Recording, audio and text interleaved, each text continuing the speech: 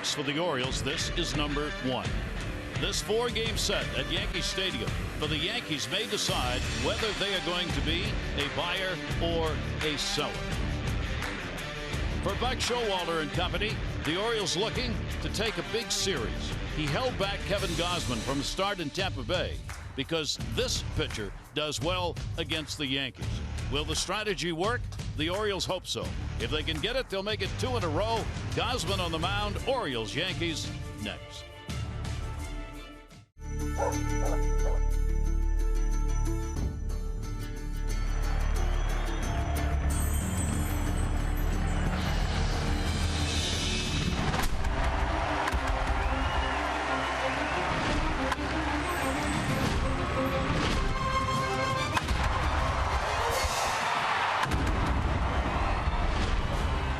It's the Orioles on Masson, and we welcome you to the Bronx, New York, Yankee Stadium, the site the Orioles' first visit here this year as the Orioles take on the Yankees in the first of 4. Hi, everybody. I'm Gary Thorne, and welcome for the O's. They hope to make some more ground between themselves, Boston, Toronto, and yes, even the Yankees, who at this point are right on the verge of not really being in the race anymore. A lot will ride on how they do in this series against the O's. This series is really about getting to the bullpen. These teams have 2 of the best back ends of bullpens that exist in Major League Baseball, but you got to be able to get there. Orioles have been able to do that more than the Yankees. That's why they are winning. Penn is Teller. Think about that for a minute. There is magic involved in that. The Orioles bullpen, the last 8 games, .76 ERA. Britton, of course, has converted 31 straight saves. No earned runs last 29 appearances. The Yankees, last 19 innings, their bullpen, no runs allowed. The team is 17-1 when Betances, Miller, and Chapman, their big 3 at the end, pitch in the same game, which they did in the ball game last night. So, Jim Palmer, here we go. Yeah, and I look at it. We used to play going way back in the day, so to speak. Used to be when the closer maybe pitched 3 innings. Better get the lead before you get to Gossage. Here, you better get the lead before you get to Miller or to Betances or even Chapman. They say the same thing about the Orioles.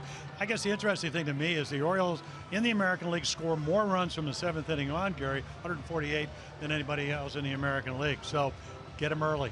Get him early. And for Kevin Gosman, the story is don't get to me early. Can he get through the early part of a ball game, especially the first inning? Well, it's funny. That's where Achilles heel, whatever you want to call it. He struggles in the first. We know he can throw any 95 to 99. Last game against the Dodgers, he gave up a 2-run home run, 93-mile-per-hour fastball to Justin Turner out in L.A. He would pitch all right, pitch 5 innings. But again, they have not scored, talking about the Yankees, in the last 21 first innings of their baseball game. So, it's kind of who's got to give first. I just want Gosman had 1 in 21 starts on the road. He's pitched better than that record indicates.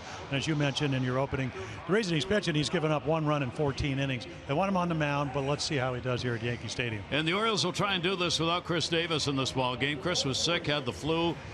Intestinal problem coming back up from Tampa, was sick on the plane, didn't feel good today, so he's going to not start. He's available, but clearly not in very good health, so they'll have to go with Ryan Flaherty at first base. They're trying to find his bag. He lost his clothes, and I told him, I said, it's really simple. Hey, you lose your bag, can't find your luggage, it's somewhere maybe in New York, and you get a start. No, I didn't know if Chris Davis was sick at the time. So again, again, he was actually had a very good month of June for the Orioles. Davis has got 3 home runs against Nova, but Trumbo's the guy. I think he's 10 for 19. So let's see how Mark Trumbo, who leads the American League in home runs, does against Nova. All right, we're ready to go, and hope you are too. Settle back, enjoy some baseball as the Orioles get to play in New York. Finally, all this time, and the first time at Yankee Stadium this year.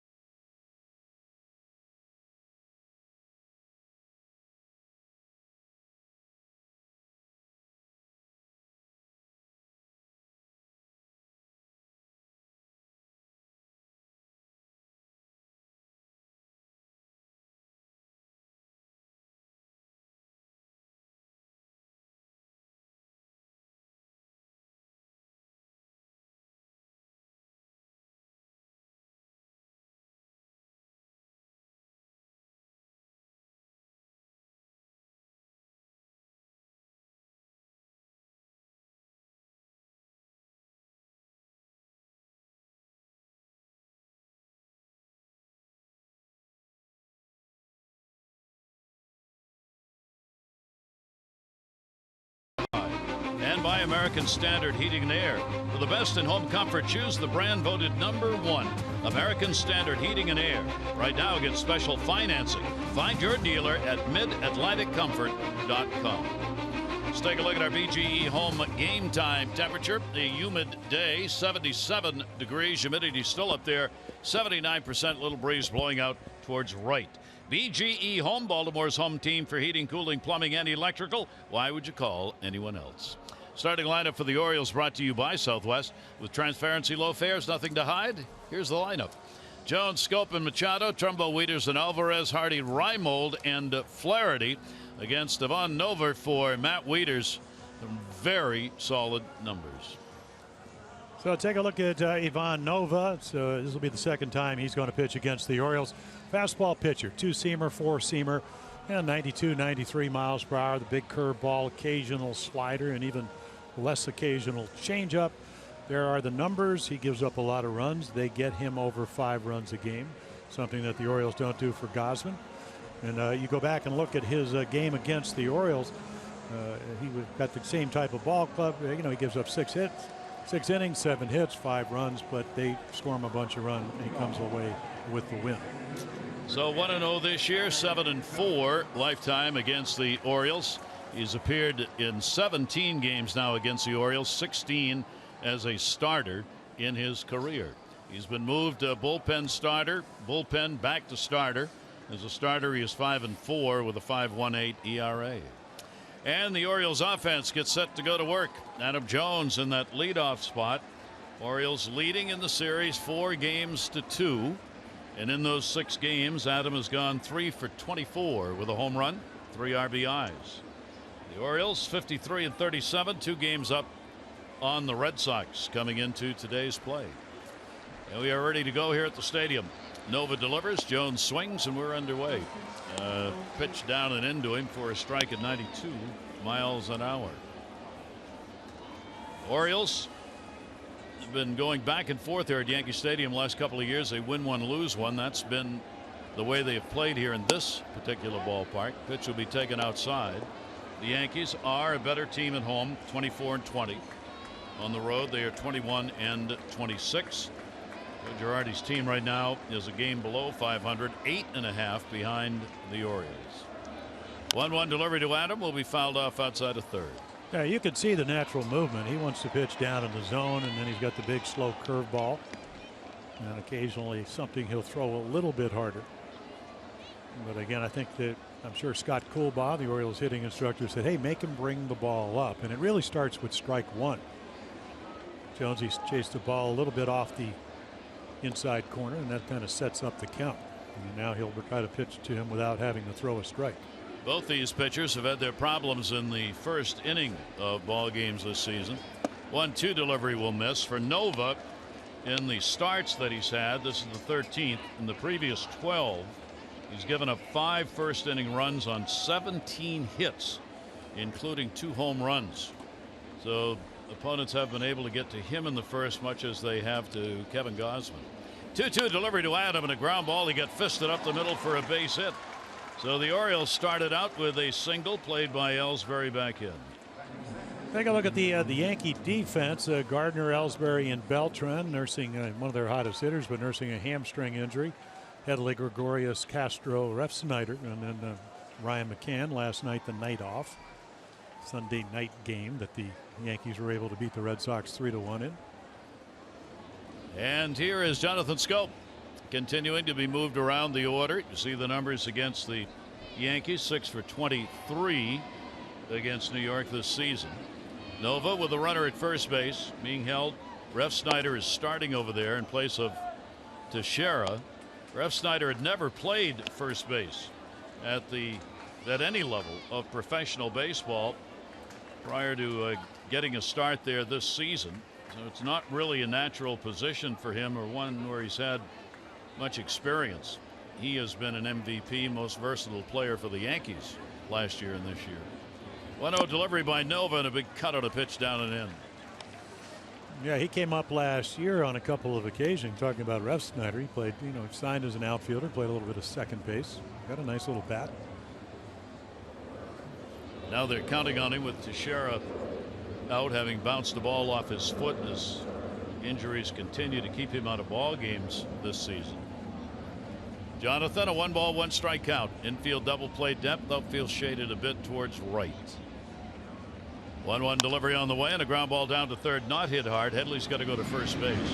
He'll get the out there. Jones will get down to second base. 1 away.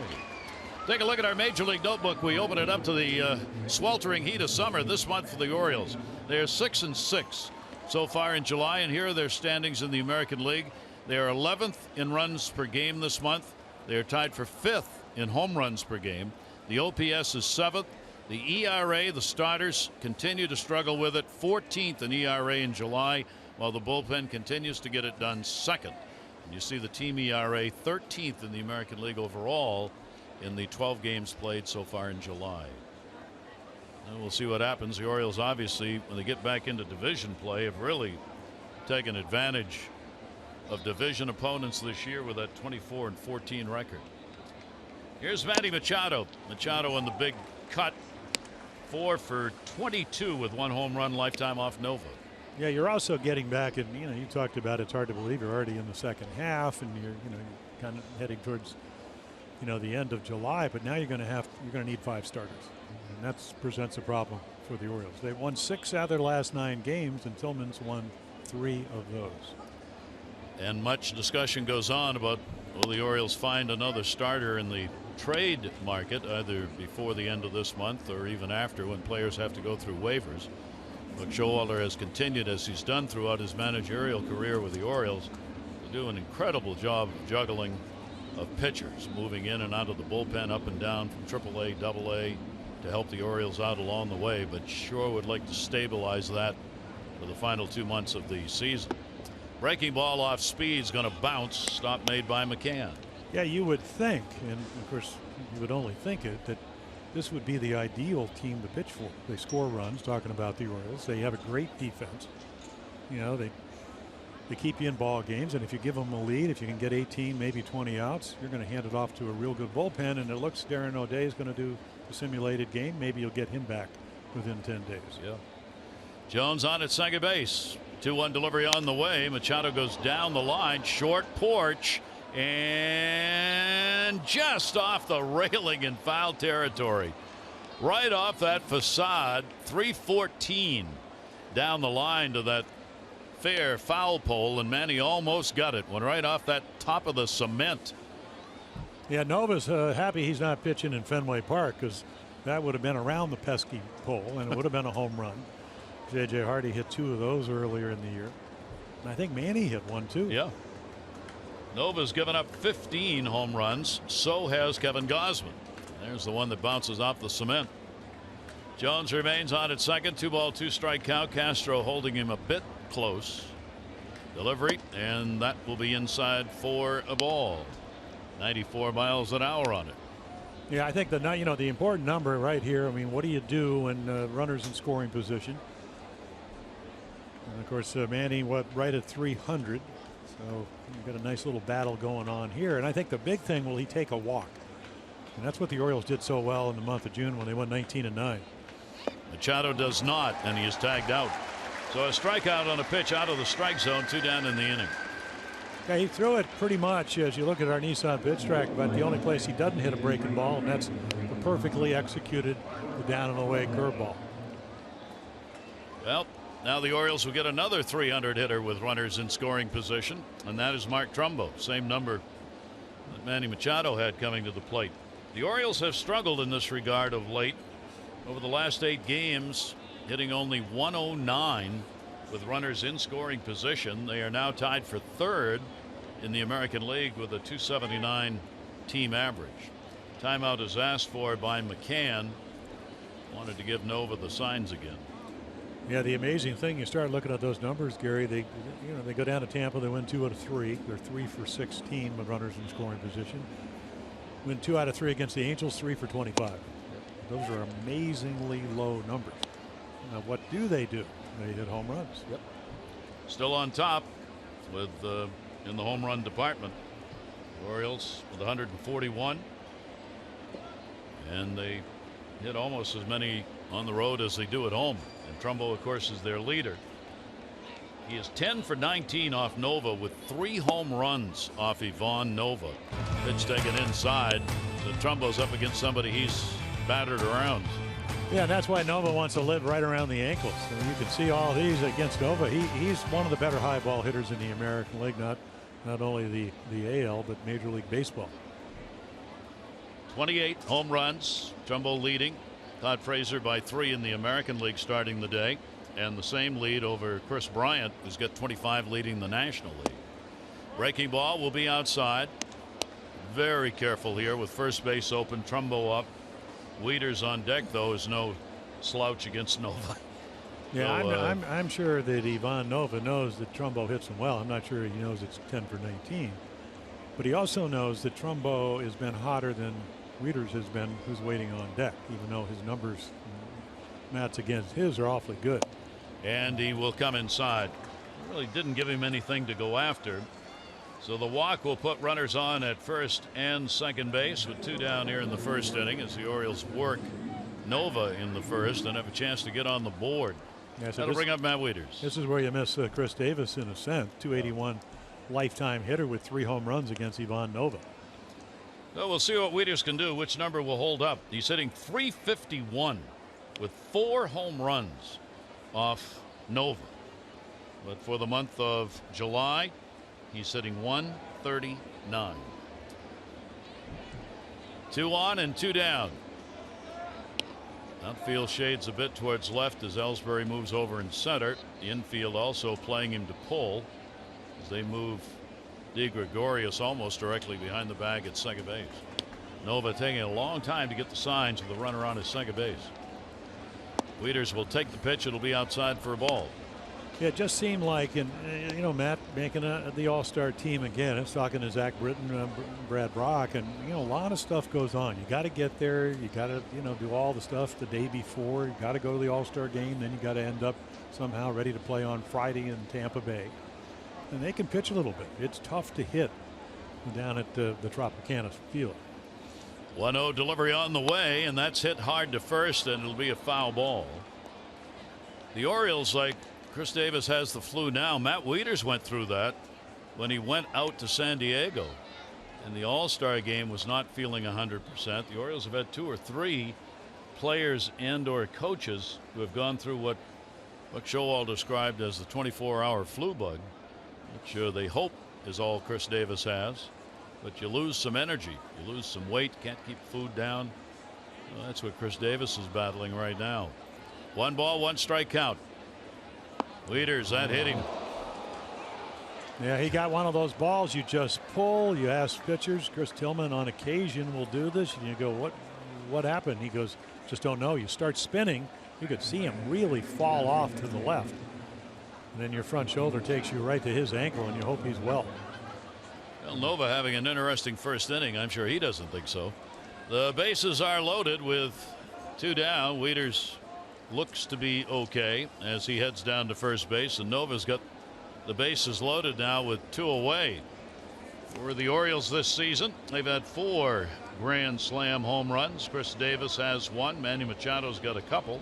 Jonathan Schoop has 1. Alvarez would like to get one right now. Perhaps the hottest bat in the lineup in the month of July belongs to Pedro Alvarez. 3-game hit streak going. Pitch taken away for a ball. Yeah, and Ivan Nova has done his homework. He knows how hot he is. I mean, tremendous power the other way. I think the one thing, and you talk to Pedro, you say, well, I'm just earning the league a little bit, feel more comfortable.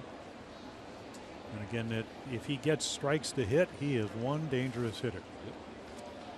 9 for 20 in July with 2 home runs, .450 average, and a little chopper foul.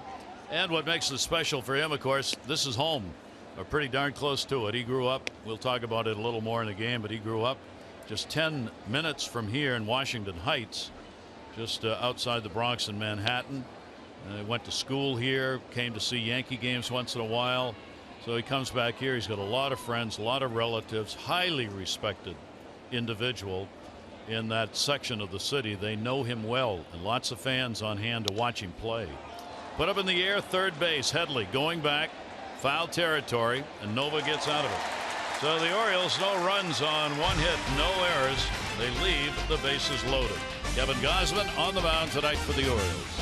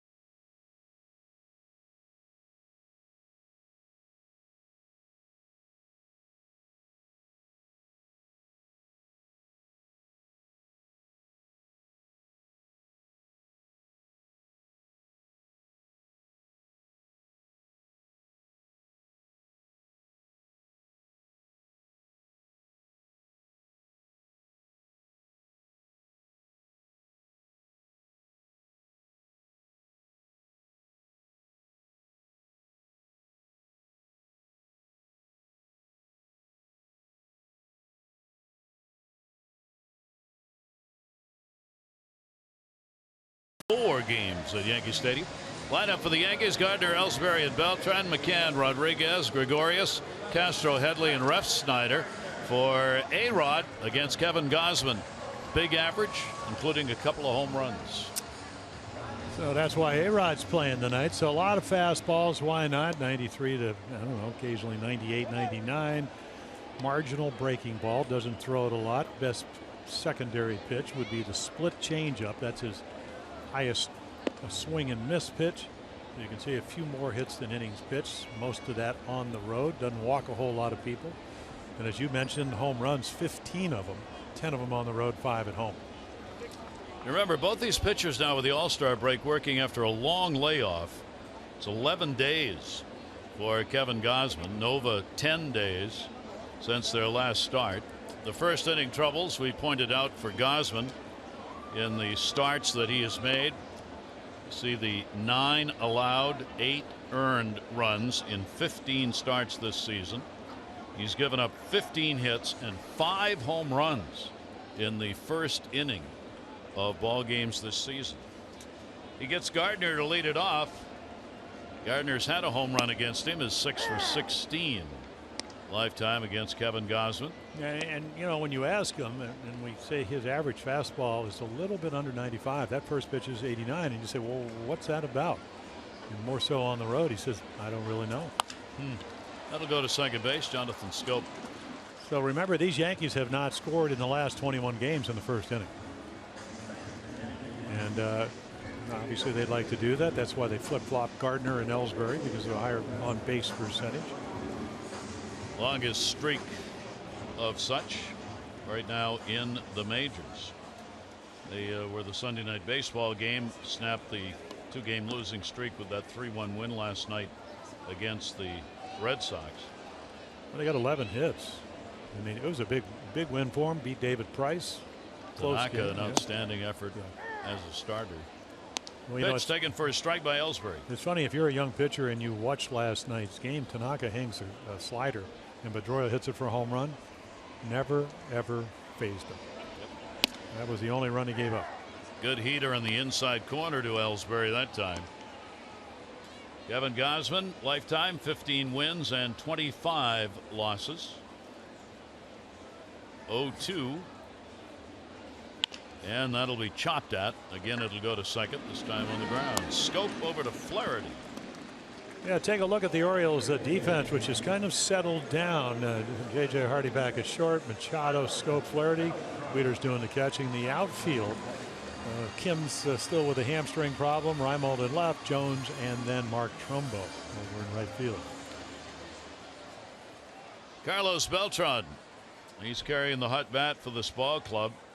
9 hits, last 24 at bats for the veteran, who, if the Yankees decide they're going to sell, this is one of the names that's been floated around as a player teams looking to get to the playoffs would very much like to have. And would he be available, because he is a veteran and the Yankees appear to have the need to get younger. Gosman's delivery to him will be taken down low. He has faced Kevin 9 times, couple of hits against Gosman in those 9 at bats. Beltran, a switch hitter with a shift on against him, and he'll swing through that one. Yeah, he's looking for it. Really good high ball hitter, can backspin the ball with the best of them. And already, and you can see the numbers, he's been hitting well. Already as many home runs as he had entirely last year. We'll foul that one back over the screen. As a switch hitter from the left side where he is now, he's hitting .284, 12 home runs. Better average the other way, .323, but 5 fewer home runs, 7. 2 ball, 2 strike count. 2 down, nobody on. Beltran waiting on it, will take one that skips in the dirt, and the count will go full on him, 3-2. Kevin trying to get through the first inning clean. Orioles outfield. Actually, Adam Jones will play a bit shallow, is in a couple of steps in center. 3-2 delivery on the way to him, and that'll be outside of third, and no play on that, back into the seats. Yeah, real long run for Manny Machado, who assumes in the shift the shortstop position. Jonathan Schoop, as he's done so many times, gets lost in the outfield. Way out there in shallow right. And because Beltran has very little speed, he really gets out there in right field. 3-2 delivery on the way, and that one put him in the air, hit hard, going back. Adam Jones, warning track, and that one that's right off the middle of the wall. He'll go into second base. Trumbo, a good backup for the Orioles, and it'll be a double. Yeah, I think Adam thought he's going to catch it, and then Mark Trumbo does do an excellent job, because maybe with 2 outs doesn't make a whole lot of difference unless you bounce a changeup. Watch him backspin this ball, though. I mean, just from top to bottom, and the ball just carries farther when you do that. And he just misses a home run. Adams trying not to get hit in the face, and right behind him is Mark Trumbo. You remember the fact that Beltran is nursing that hamstring problem. Very slow on the base paths. So the Yankees get a scoring chance in the first inning, and McCann will get the opportunity. Catcher Brian McCann, 2 down, runner at second. Gosman's pitched him a fastball away. McCann 3 for 17 lifetime against Gosman.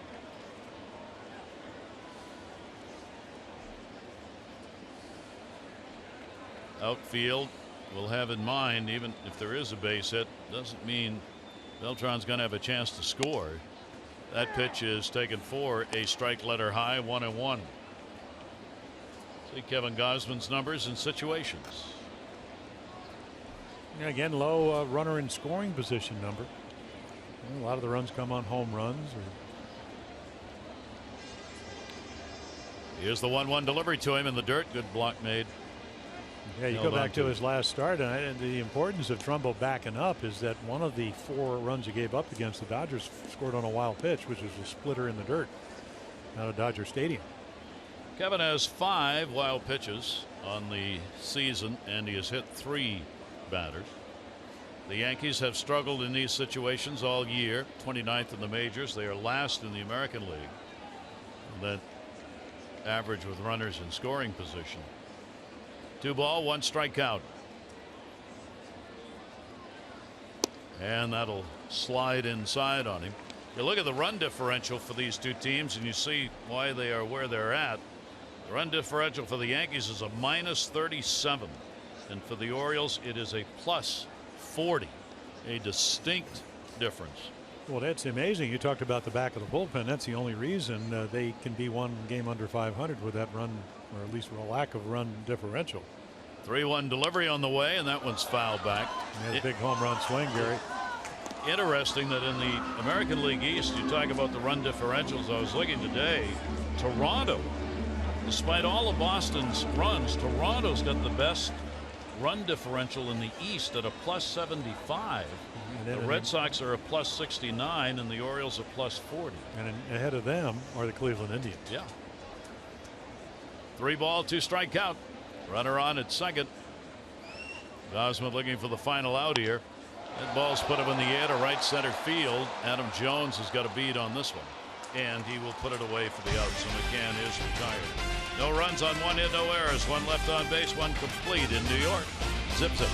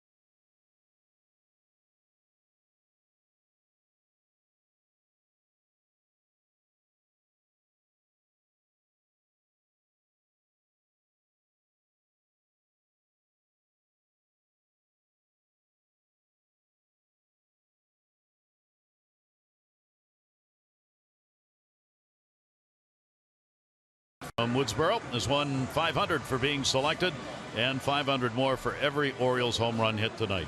Play Home Run Rich's scratch-offs win up to $50,000 or enter non-winning tickets for a chance to be the contestant of the game. Visit mdlottery.com/baseball. It's one of those Western names.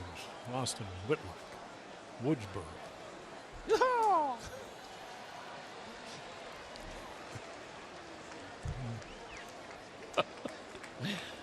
Some things are better left. Period. Hardy, 10-game hit streak. Yeah, getting Hardy. Getting some pitches to hit. You know, again, he rushed back after the broken foot. You can see 385, the average climbing almost to 270. Again, the last 2 home runs. First 2 were right down the line in Boston early in the year, and then the broken foot, missed 7 weeks, and now pulling the ball. Pretty good pitcher to keep it going against, you would think. 297 career average, 297 against Nova with a home run.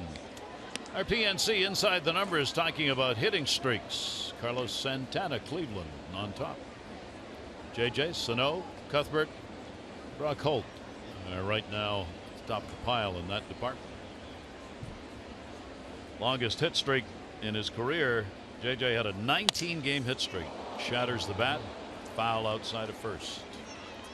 Not much left to that one. We saw Miguel Sano from the Twins. I don't know about shocking the way they played, but Terry Ryan dismissed today after really being there since, I think, farm director in '87, GM since '94.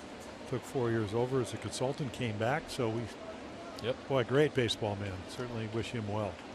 He will do well for sure. Talking about that with a lot of scouts today in the press room. Pitches outside. Everybody was really shocked with the fact that Twins made that move, and it also comes at a very unusual time. You've got the trading deadline here at the end of the month when players are going to be moved and whatever. You wouldn't think you'd make that kind of a move right now, but they did, and the assistant moved into his spot for the moment, at least on an interim basis. Yeah, it's kind of funny because they really counted on their young players to be able to reproduce the numbers they put up in maybe their rookie years, and it didn't happen. No.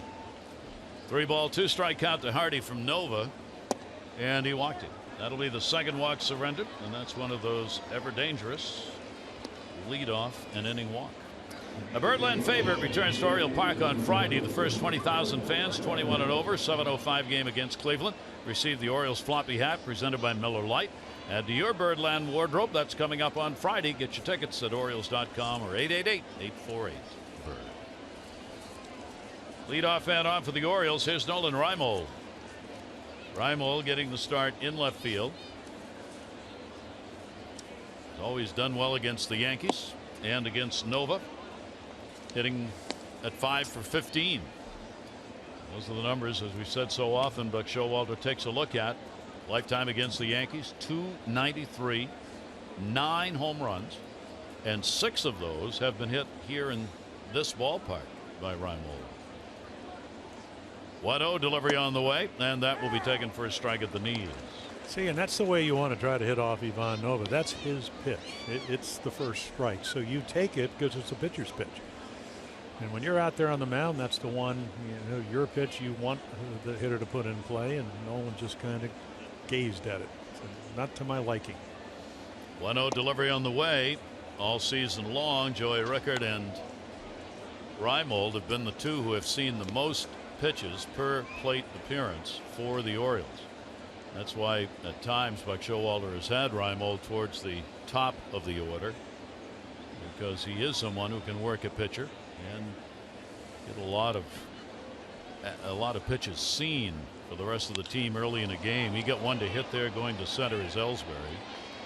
Ball was up, runner halfway back. Yeah, good pitch to hit, just couldn't quite center it. Nova gets the out, 1 down, sending Hardy back to first base. That'll bring up Ryan Flaherty. Those of you wishing to donate clothing to the Ryan Flaherty Relief Fund here in New York, we're not going to give you any address, but we certainly would appreciate it.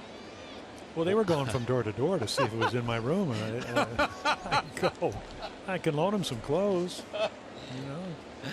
some Under Armour stuff or workout stuff or whatever. They lost his luggage on the trip from Tampa to New York.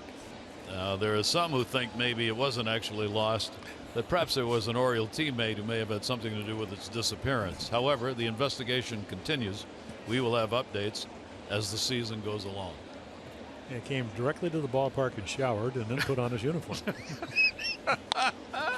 And drives it way back and right, and just foul. The second Oriole to give a shot down the right field line that was that close. Right on the line, watching it was Tishner, the first base umpire, and it went foul. Yeah, barely. About 3-4 feet. That will get Brian McCann, Yankee catcher, out to the mound. Ryan will come back. He was watching it as well as the umpire, because it certainly had the distance on it. So Flaherty, 5 for 13 against Nova, does have 1 home run off Ivan Nova. Well, he's a real good fastball hitter, and the most of the guys try to slow the bat down by throwing him change-ups and curveballs and stay out of the middle of the plate with the fastball. We'll see what they do here, but he's definitely a threat in this ballpark.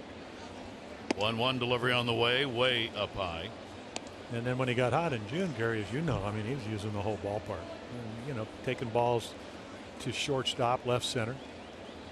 It's amazing how he's able to not play for extended periods of time and then come back and do as well as he does. He's only had 8 at bats in the month of July, 2 for 8, only 1 on the road trip to Tampa.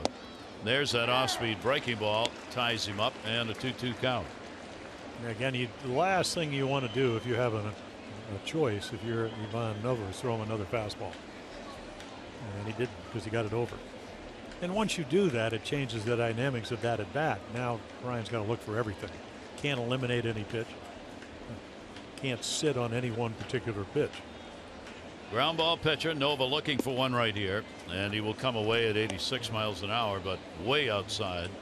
Yeah, and another full count. That was one of those scouting report pitches where went over Flaherty. Well, we don't want to throw him any fastballs. We already saw what happened, or almost happened. Larry Rothschild looking on.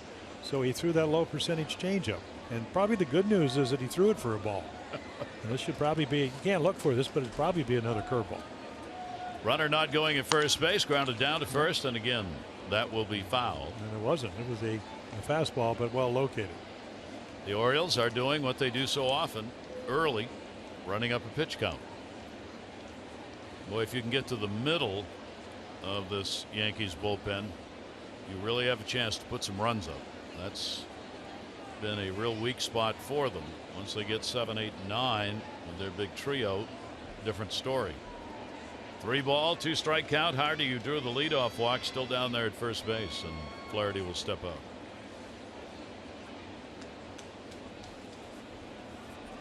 Nova, 56% of balls hit fair are on the ground against him. That one's not. Center field, Ellsbury going back, and Ellsbury makes a nice catch. Had it lined up right on the edge of the warning track. Jacoby Ellsbury knew he wasn't going to get under it, so he just had to time it. Yeah, perfect example. We talk about it all the time. You play deep, this ball's an out. You play shallow, it's probably a double or triple. And he still had to make a very nice catch to catch it. He will get it in the top of the webbing. There you go. You saw, we talk about hitters following the ball off the bat. There you see a fielder following the ball into the glove. He never took his eye off the baseball till he had it under control in the mitt. 2 down, Adam Jones. Adam had a base hit his first time up. That one will go to right field. Beltran is there, and we'll put it away. No runs, no hits, no errors, and 1 left on base. It'll be A-Rod, the DH, coming up when we come back.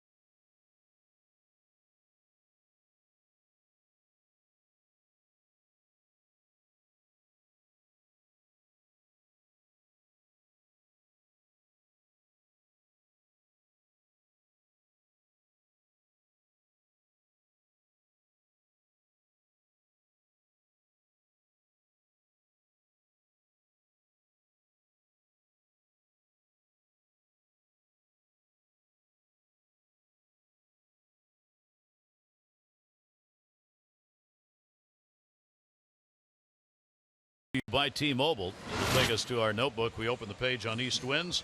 Drew Pomerantz has surrendered 0 earned runs in 7 of his starts, tied for most in the majors. He's now with the Red Sox. He will start against the Giants on Wednesday. Blue Jays, 83 different lineup. Manager Gibbons has used in the first 94 games, only 1 that he's used 3 times in the Blue Jays rotation, limiting opponents to 3 or fewer in 13 of their last 15. And 2 or fewer in 9 out of 15. In other words, they're finally getting the kind of pitching from the starters that they thought they'd have at the beginning. Yeah, and then of course they kept talking about taking Sanchez out of the starting lineup because of the innings. John said it will happen. Yes. Perhaps not by his choice. And I told him you won't. You will. Well, I know it'll probably happen because that's what they do, but you won't be as good a manager. No, that's right. He just laughs at me, but. You know, you want to protect your young arm, and you know, Aaron Sanchez can pitch a little bit. Here is A-Rod DHing, 5 for 11, 2 home runs lifetime off Kevin Gosman. A-Rod was out taking early batting practice today before the rains came. Neither team got in any work on the field, but A-Rod did because he started early. And I'd never seen the BP he was taking, Jim. He had the screen. Well, that's why he took it. Way back in left field, Reimold taking a look, and goodbye home run. He was taking it to pull the ball. He had the screen set up, right in the batter's box on the other side, and he was practicing pulling, and that's exactly what he just did, and the Yankees have a 1-0 lead. Yeah, Adam Jones was saying, and Zach Britton, the Orioles closer, saying, I've never seen anybody do that, but they'll take a look at what they were doing. And of course, the rains would come and the Orioles wouldn't hit. So again, he's got that screen, which is right up against him, and that's just what he was working on. Yeah, well, what it is, it's the angle of the bat through the hitting zone. And then, of course, if you want to write the script, he gets the 2-0 fastball right down the middle. And everything kind of went the way the screenwriter wrote it. Wow. And then, of course, all he has to do is hit it, which is a little bit more for at least this year, half the battle. 9 home runs on the season. 3rd career home run against Kevin Gosman. And Rodriguez gives the Yankees a 1-0 lead on their 2nd hit of the game. A homer leading off the inning. Didi Gregorius 2 for 12 off Kevin Gosman. Fouls it back. 1 ball, 1 strike. Yeah, you know, so I mean, he's been red hot. He's played well at shortstop. But, you know, he took Derek Jeter's place. That certainly can't be easy. Look at those numbers. So you wouldn't think he'd be the guy that was protecting Alex Rodriguez, who hit 33 home runs last year and has been struggling. 1-1 delivery on the way, will be taken for a strike on the inside corner.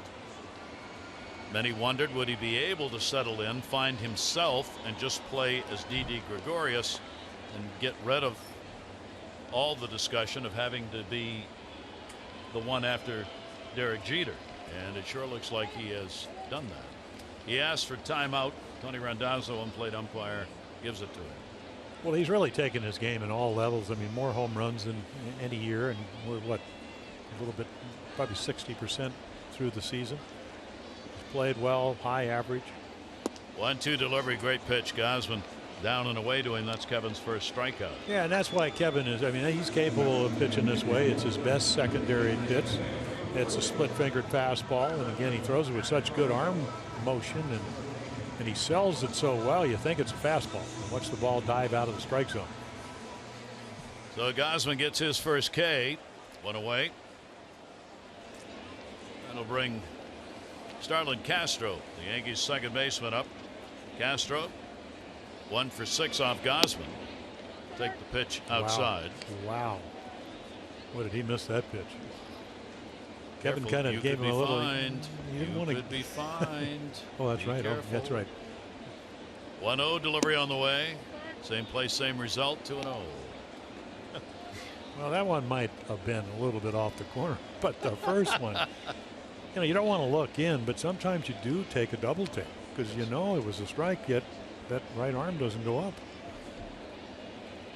Here's the 2-0 delivery by Gosman, fouled off. What we're talking about, of course, is Joe Torre, who has issued a memorandum to all of the managers and clubs in our notebook on worth repeating. Although disagreements over ball and strike calls are natural, the prevalence of manager ejection simply cannot continue. This conduct not only delays the game, it also has the propensity to undermine the integrity of the umpires on the field. Managers and coaches hereafter will be disciplined, including at least a fine. And when he says at least a fine, what he's really saying there is you could be suspended. So arguing balls and strikes from the dugout or on the field, you can't go on the field, but he wants to see it ended from the dugout as well. So we'll see. Well, isn't that part of the game? Well, I mean, it's always been. Yep. I mean, you can't go out, can't argue anything else anymore. No. I mean, your video guy can tell you. See, that's the problem right there. 2 ball, 1 strike count. Taking up for Torre and the umpires. What the saying is, the clubhouses now, and you got the iPads on the bench. They can look immediately and see what we're showing on TV for the strike zone, and whether it's right or wrong. Now, if you want to go that way and do what they do in tennis and have the electronic strike zone, okay, go ahead and do it. Foul back, but Torre's saying we aren't doing that yet, and it's not fair to the umpires to have managers and coaches second guessing them when they're looking at video of the call and the umpires don't have a chance to see. Well, for years, when they used to have they still have the high home in Baltimore, and guys would be getting rung up, Orioles on balls on the chalk, 3-4 inches outside, and umpires put the hands up, so you just get frustrated. And that was before the challenges. 2-2 delivery on the way, and that's going to get on the right field line. Trumbo over. He takes a look to see where the wall is. Castro's got good speed. He'll go into second. And he is on with a 1-out double. Yeah, that's back-to-back nights. Last night they were down 1-0 against David Price, and Gregorius singled to center, and then he doubled him in down the left field line on a changeup. Tonight he just takes a fastball up and away, gets to see 5 pitches, and then sprays it into the corner. Nobody's playing here. That ball right down the middle. Talked about how the Yankees do not pick up many of these, namely extra base hits. Castro is the exception. 27 extra base hits in 90 games this season, including the one he just picked up. Here's Chase Headley, third baseman, 3 for 8, lifetime off Gosman. Another running and scoring position chance here. He'll go after it and foul it back, only 1 away. F. Snyder, the number 9 hitter, is on deck. So let's see how Kevin Gosman works this one. Yankees had an opportunity in the first inning, 0 for 1 in these situations. Get another one here in the second after the leadoff homer picked up by A-Rod. Headley's only $1.79 with runners in scoring position. 0-1 delivery to him, and swings through a heater at 96, 0-2. Yeah, the amazing thing, and we saw him early where he was really struggling. He went to the 15th of May. It's playing every day before he got a first extra base hit. Now since then it's been a lot better. But again, that one number, as you can see right there, 179, not where he wants it to be. Done pretty well against the Orioles this year, 6 for 21. Another switch hitter in the lineup. Headley will take the pitch up high. For Headley from the 2 sides of the plate, numbers are 234 right and 264 left-handed as he bats now, and this is also his power side. 6 of his 8 home runs have been hit left-handed.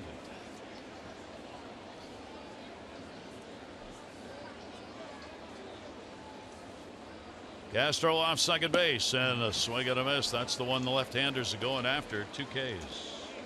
Yeah, right to the arm side, and much more comfortable pitching lefties away, and terrific pitch down and away. Another split-fingered fastball.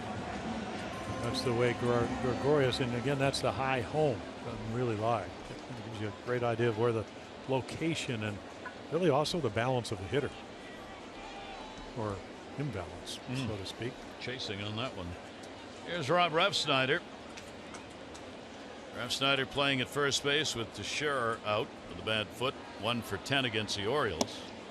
And he will take the pitch away for a ball. Well, those balls are pretty much down the middle, and I don't know if it's because of Tony Randazzo. He's got to move over. Either that or Wieters has to. I mean, they're trying to sit in. I mean, the ball was back over, but that ball almost split the center of the plate. That's 3 pitches in this inning.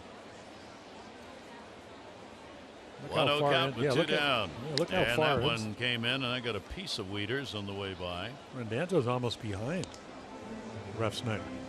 It's a long way to that outside corner if you're an umpire to be able to really pick it up, especially when somebody's throwing in the mid-90s. Remember, the umpires are told now, because of concussion problems the last couple of years, you've got to stay inside. You stay between the batter and the catcher, because there are fewer foul balls that come back and hit you if you're in that position. So that's why they do that. 1-1 delivery on the way, chopped down to first base. Flaherty will make the underhand toss. Gosman gets over, and that'll do it. A run in on a couple of hits, no errors, 1 left on base. A-Rod, the home run is 9th. Yankees up 1-0.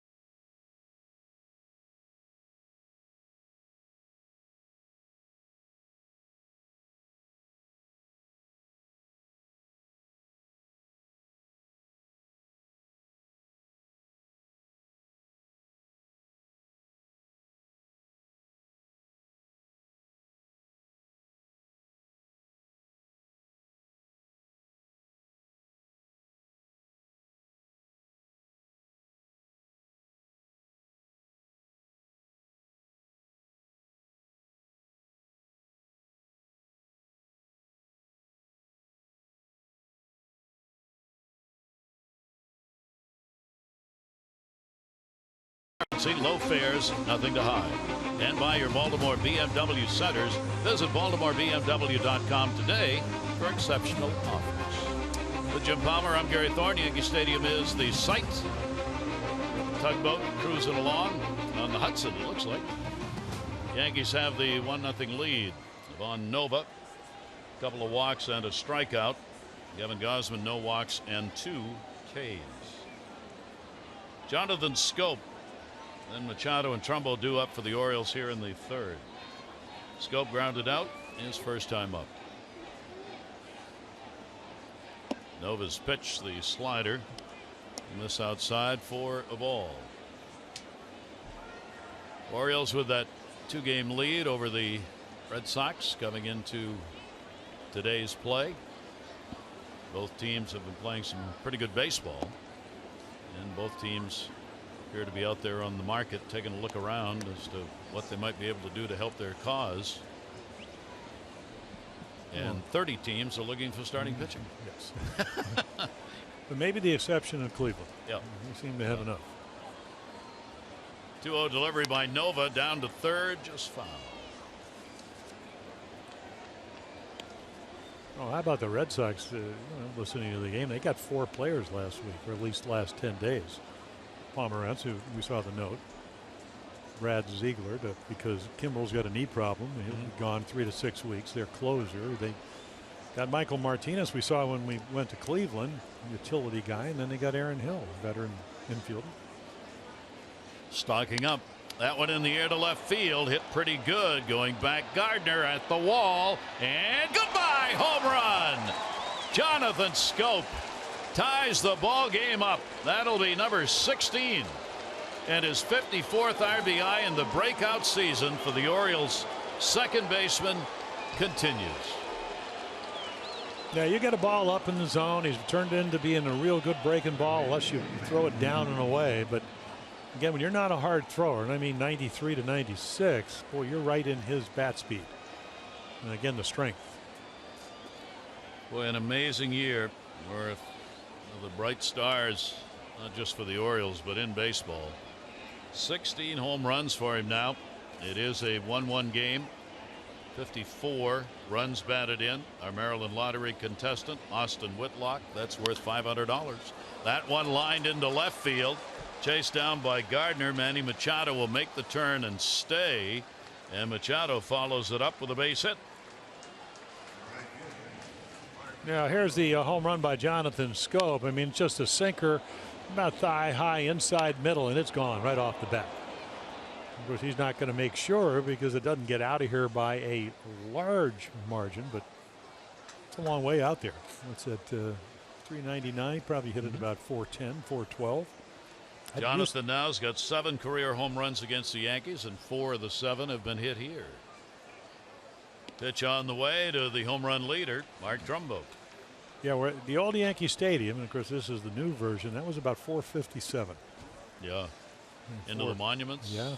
To 461 to the flagpole, which was in play. Dead center. But really short down the lines. 296, I believe, down the right field line. 301 down the left field line. Runner on at first base. Trumbo will take that one up.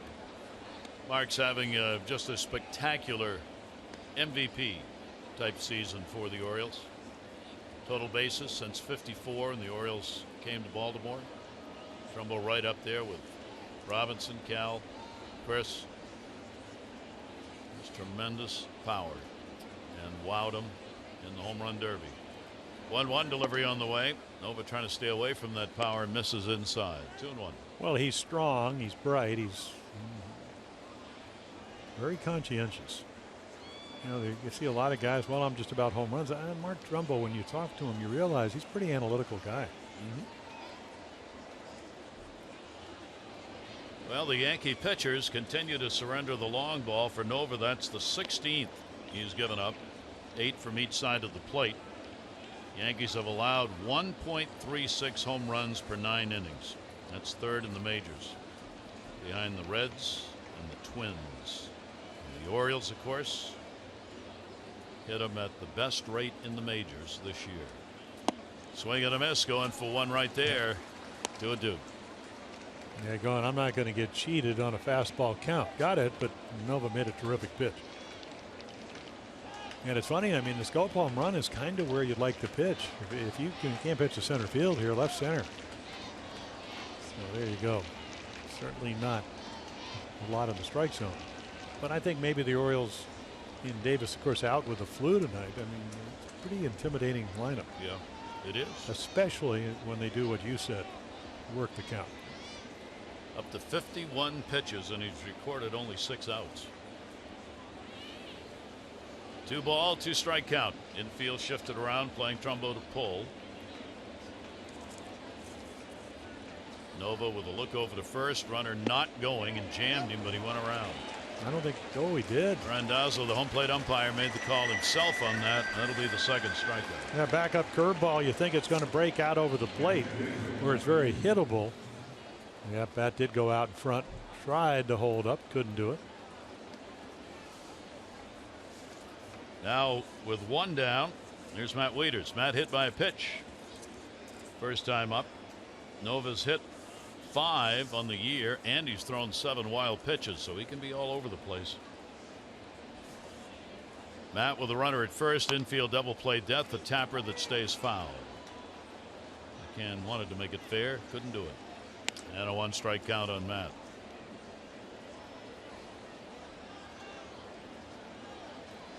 Four-game set against these Yankees.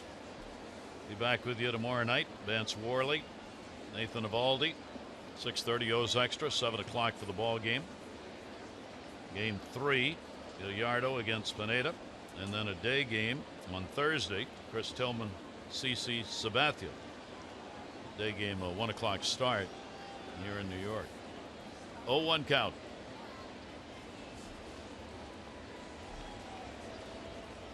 Shift employed in the infield. In the air, center. Ellsbury has a bead. He's got it. Runner tags. Runner goes. No chance to get him. So Manny Machado moves up with 2 down. On Saturday, the first 20,000 fans 15 and over 7:05 game against Cleveland get the Orioles batting practice cap presented by PNC Bank. Replica cap featuring the cartoon bird on the all-black cap worn this year for the first time by the O's during batting practice. Get your tickets at Orioles.com or 888-848-BIRD. 2 away, Machado on at second. Alvarez popped out his first time up, leaving the bases loaded. He gets a second chance for an RBI with a runner at second base. And we'll take the pitch for a strike. Yeah, that's the pitch he popped up. And when we talked about Ryan Flaherty, I think if the advanced meeting for the Yankees would be try to stay away from the fastball out over the plate. And that's what they did the last time. He popped it up, and that's how they started him off.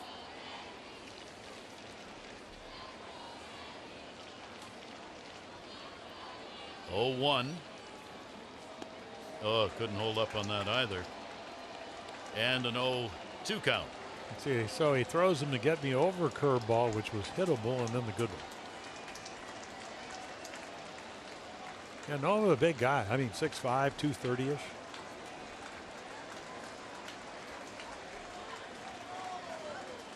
Power pitcher with the 0-2 count, 2 down. Machado on at second base. Alvarez playing in just his 4th game here at Yankee Stadium. And a chopper that'll stay right there at the plate, bounce off him for a foul ball.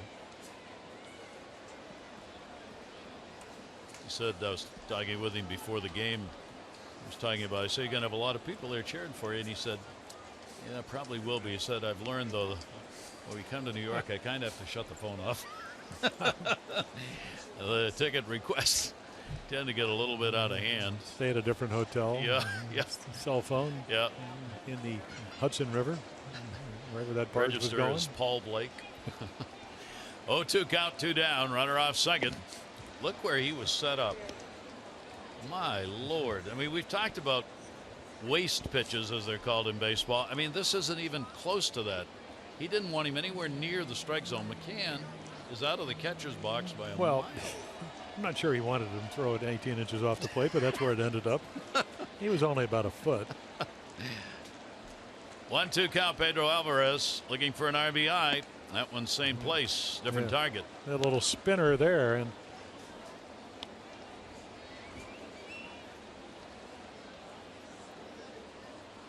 2 ball, 2 strike count. Nova struggling in the first 3 innings of this ball game to find outs. And a great off-speed delivery right there. That's going to be his 3rd strikeout. Orioles tied the ball game up. Jonathan Schoop leading off the 3rd inning, delivering his 16th home run of the season, matching A-Rod. 1-1.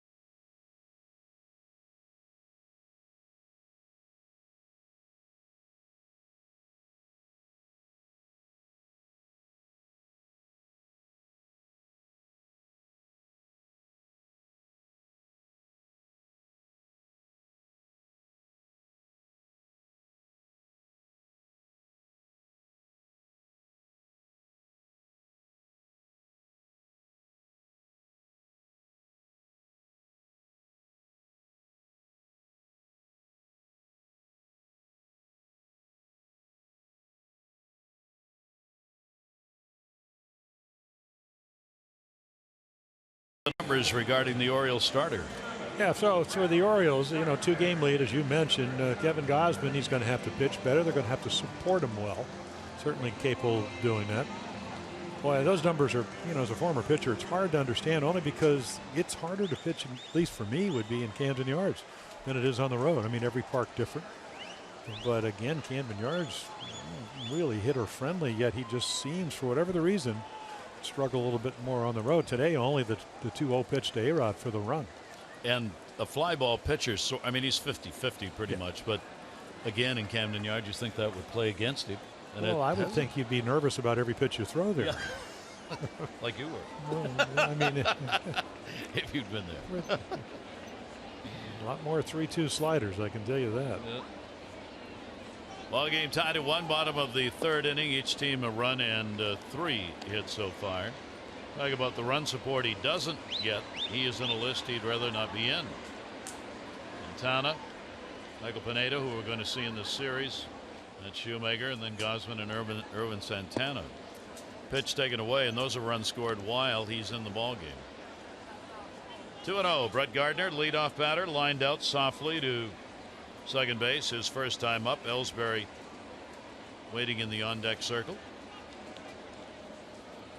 Gosman's delivery to him, left field. That's going to be a base hit. Reimold has swung around. He'll make a big turn. Reimold's got a big arm, respecting that on the throw back in.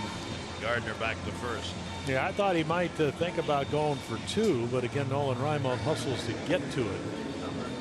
And by doing that, I mean, pretty good adjust. I mean, 2-0, you can see Gardner, since he's been leading off, maybe going back to a little more the way he hit. And here comes Nolan. He doesn't even think about going to second. Nope. So here comes Ellsbury. That'll be hit number 4 for the Yankees. Ellsbury grounded out his first time up. This is when he's most dangerous. Ellsbury has some kind of strange numbers, hitting .310 first 3 innings of a game. Then it drops way down to .249 4th inning on. You might see those numbers, expect to see those numbers out of a catcher, but not necessarily center fielder. That'll be fouled back, and a 1-strike count on Jacoby Ellsbury. Yeah, they started the season with Ellsbury leading off, and then Joe Girardi flipped him. I'm trying to look at the numbers and I'm going, okay, let's see. Gardner slightly better on base percentage. He steals 13 out of 15. Ellsbury more steals, 16 out of 23. And I think Ellsbury pulls the ball more. Or maybe it's more comfortable for him to hit second because of that. 0-1 count. And the ball will go the other way, and it will be foul. And of course, what you try to do if you're Kevin Gosman, don't give him a ball to pull. Even if he hits a single to left field, the double play is still in order. One of those little nuances that you try to stay away from. The first and third with speed guys on the bases with less than 2 outs. Gardner, one of those speed guys. Ellsbury's got 16 stolen bases. Gardner's got 13. So Gosman keeping an eye on him. Runners have not tried to steal with Gosman on the mound. He holds them well. Pitch taken down low, and Ellsbury, 1 ball, 2 strike count. Well, he throws a lot of fastballs. He's comfortable pitching with a left-handed hitter at the plate to his arm side. Wieters throws well. That's why they've only stolen 1 out of 1.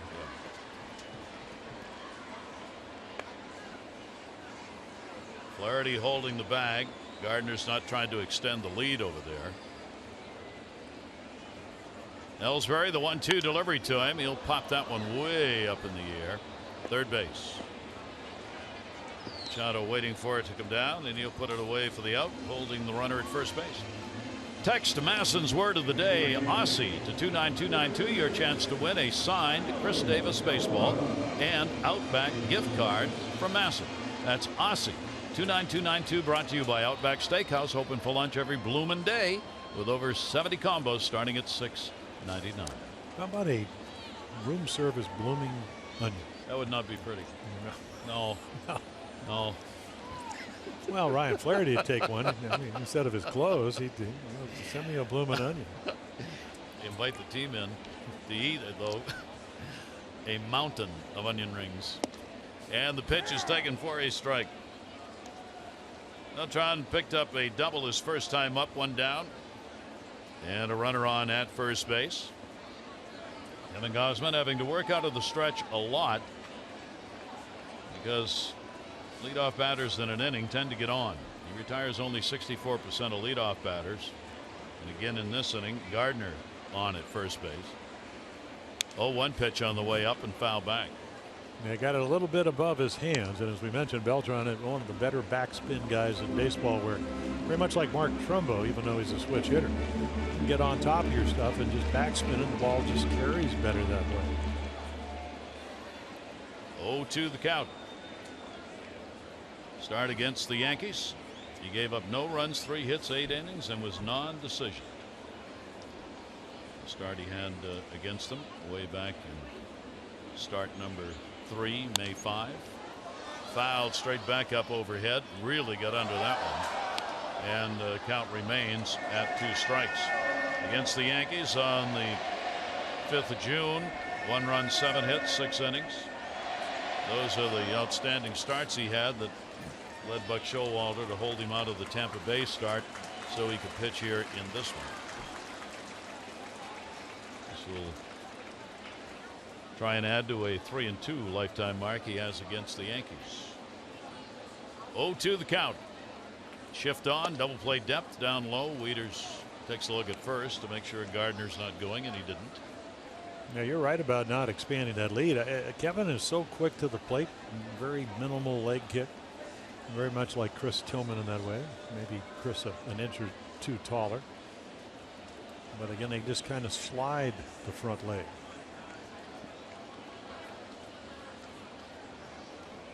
Beltran 1-2, waiting on Gosman. Past a magic mark as his career RBI numbers have gone over 1,500. 46th player in history to have 1,500 or more RBIs. Well, he's over what, 2,500 hits. He's over 400 home runs. I think he's got 411. He's got the magic numbers. Yeah, his Hall of Fame credentials are looking pretty good. And he's 39. Yeah. I don't. It doesn't look like he's finished. No, the way he's been swinging the bat.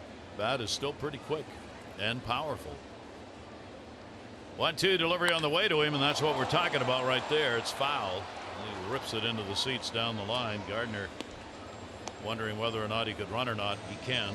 Yeah, I'm not saying he can't hit the low pitch, but most, and this is going to have a little meeting. Wieters is coming out. But again, most left-handed hitters, I mean, Greg Nettles was an exception. They like the ball down. That's where their power is, but not Beltran, especially from this side. Being a right hand, he can do anything too. But again, he can get on top of high fastballs as good as any left-handed hitter that I've seen. That's hard to do. You got to be short, quick. Well, you got to be a Hall of Fame caliber player. Exactly. I guess. Yeah, that's right. Yep. Count remains at 1-2. Evan Gosman up to 50 pitches thrown now. Runner goes. Swung on and hit where they weren't. Making the turn is Gardner. He'll go to third. Reimold, the slow roller, gets it back in. So Beltran's 2 for 2 with a double and a single, first and third, one down. Plus his hitting IQ is awfully good. It's a little splitter that's going to stay up. So again, he said, yeah, I know nobody's playing there. Look, come get on top of the ball. I mean, there's no uppercut to that swing at all, and because Gardner's running easily into third base. So the Yankees first and third. 0 for 3 with runners in scoring position so far tonight. Will bring McCann up. He had a chance in the first inning with a runner at second and flied out. Orioles will stay back looking for 2. Yeah, normally they would put a shift on here, but because of Beltran at first, they don't do that. And he'll get around on it, foul it off. Yeah, he got a hanging curveball and skied it to center. He saw another one and he jumped on it, but hit it foul.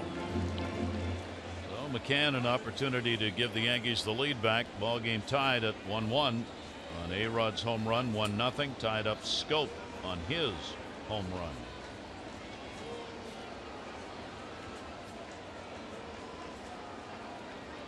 Oh, 1 pitch on the way to him. McCann will put it up in the air. Will it get a run in?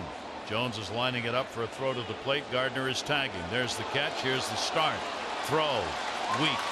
Takes 5 hops to get in. Runner will stay at first. Sac fly and an RBI for McCann, and it is a 2-1 ball game. Now take a look right here. I think Adam Jones is saying, I know who's on third. That's Gardner. He can run. So I'm going to make sure I hit the cutoff man, and then he just doesn't get much on the throw. The only good news about that is Beltran doesn't get into scoring position.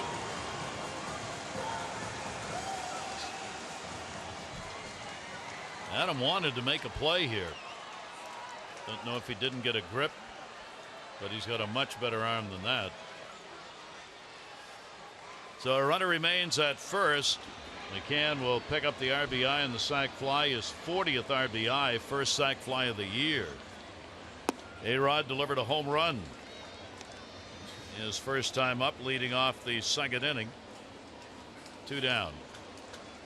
Well, it's like a perfect storm. You got a guy that's going to turn 41 on the 27th of July. You get behind him. He's struggling. He can look fastball. He gets a very hittable pitch, and he did miss it.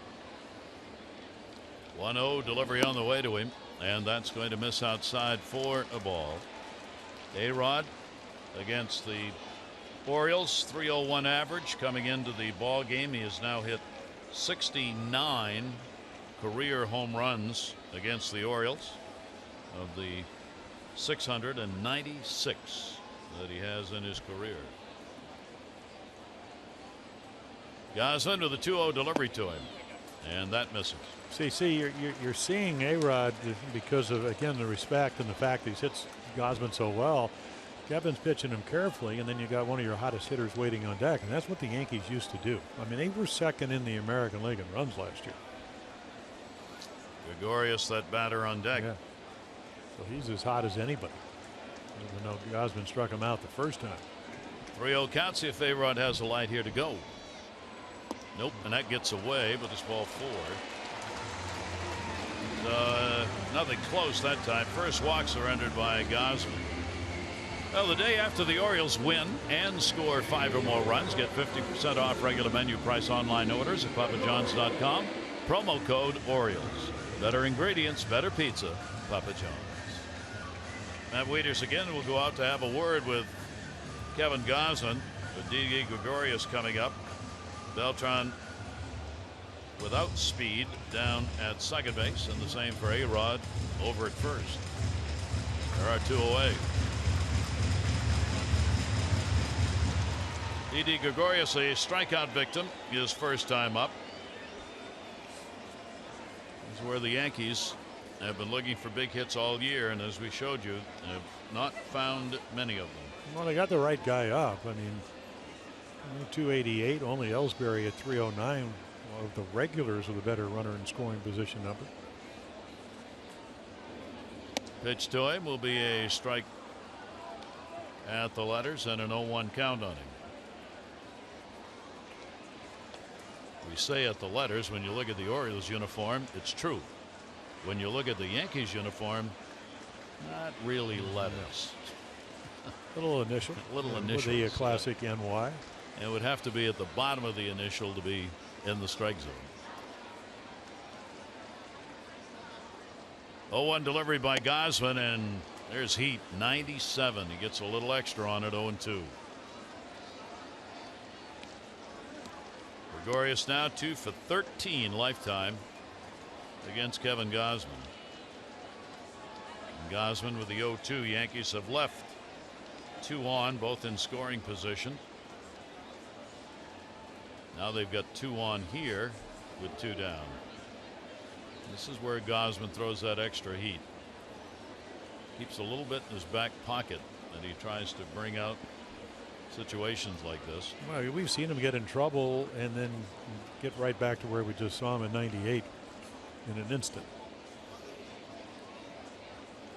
0-2 delivery on the way. Gregorius swings through it, and that was 98. So Gosman gets his third strikeout of the ball game. The Yankees will pick up a run, a couple of hits. They leave 2 on base. Yankees on top 2-1.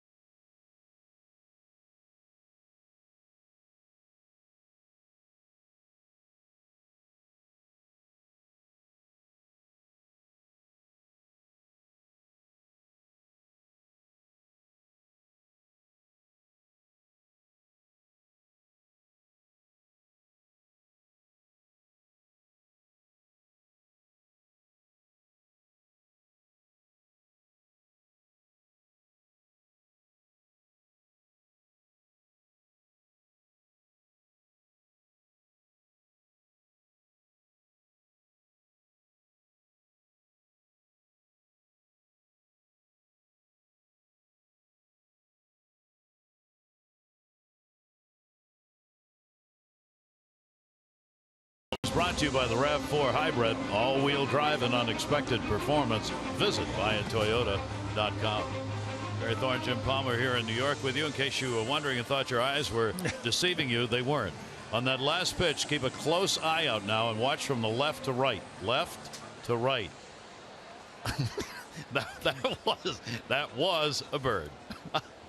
As a seagull, I believe, came flying through for your baseball entertainment. 2-1, 2-5-0 for the Yankees, 1-3-0 for the Orioles. We go to the 4th inning. Nova's got a couple of walks and 3 strikeouts going. J.J. Hardy drew one of the walks his first time up. Hardy, Reimold, and Flaherty will be due up for the Orioles.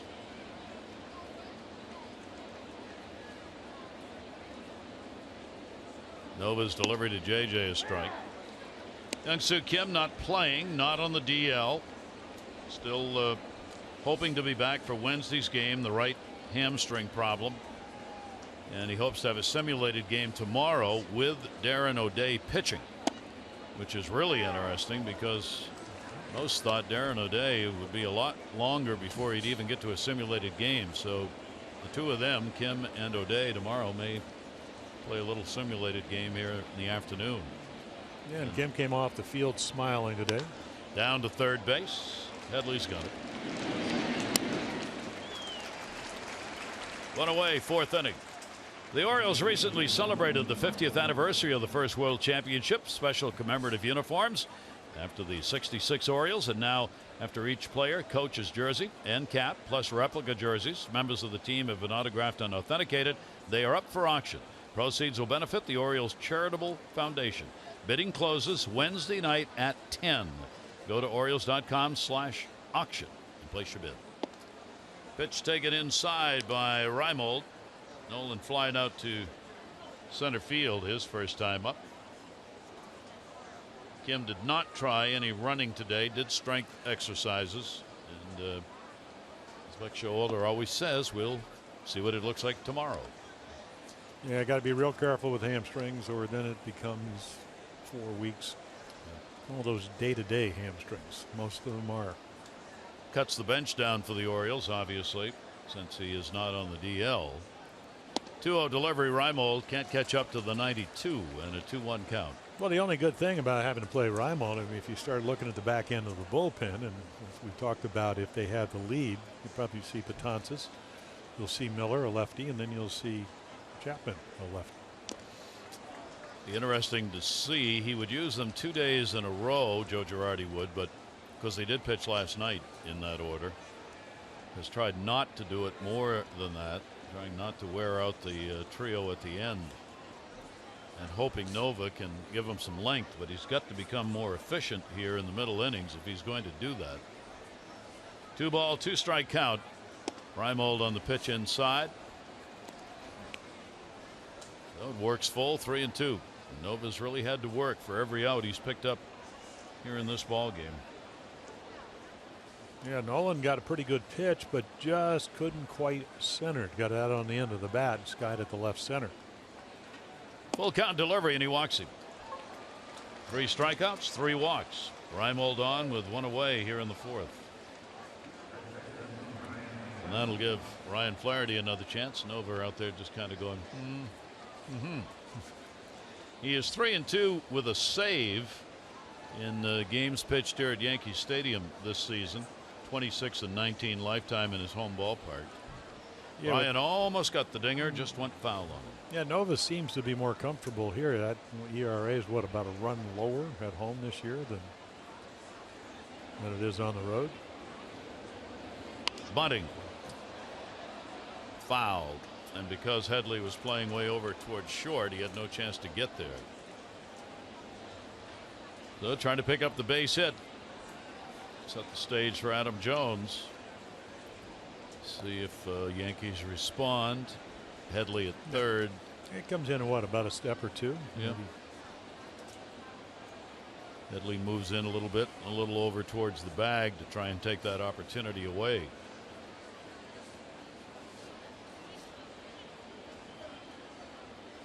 Reimold off first, 0-1. Not bunting there. The off-speed pitch off the table, 0-2. Yeah, you get one chance, you get a fastball. Now they're going to, hook you and try to get away from your strength. Ryan doesn't really play that much, as you mentioned, but again, I can just imagine my old manager Earl Weaver said, "Son, you're taking Chris Davis's place. We don't bunt. This is Yankee Stadium." He doesn't do it that much, but I guess if you got to dance, one of those, kind of like you stretch a double into a triple. If you make it, it's great with nobody out or 2 outs. It's like the 2-strike bunt. If you get it down, it's a wonderful play. Yep. Ryan has had appearances at first base this year 4 other times. So this is the first start he's had at first base this year. With Chris Davis with the flu. And the off-speed delivery will just miss, going for the outside corner at 80. And 1-2 on Ryan Flaherty. Yeah, he took that pitch like he knew it was coming. That always used to get me a little bit nervous. The guy just kind of gets out on his front foot and gazes at it. About Nova in these situations where you're probably not going to throw a very good strike, if one at all, he doesn't throw anything even close. He gets one the other way. It's a fair ball. Headley will cut it off, but has no play. Oh, they got him at second as he went around and slipped. Nobody's covering second base. So Flaherty will go down there, but Reimold is out. He came around second. Headley held onto the ball, and when he tried to go back to the bag, Reimold fell. Yeah, that's Carlos Beltran at bat right here, and you can see it come right over the bag. Nice play by Headley. And then again, Reimold slips and plays in front of him, so a little unusual that he would get himself. So right here, and he takes off, and right there, that's where he goes down. Tag put on by Castro, and that will be a big out. So 2 down. Flaherty able to get down to second base with 2 away, so the Orioles still get a chance here and a base hit to tie this ball game up. Adam Jones has singled and flied out, and Adam a roller again to third base. Headley's got this one, and that's the inning. No runs, no hits, no errors, and 1 left on base. The Yankees in the first of 4 have a 2-1 lead.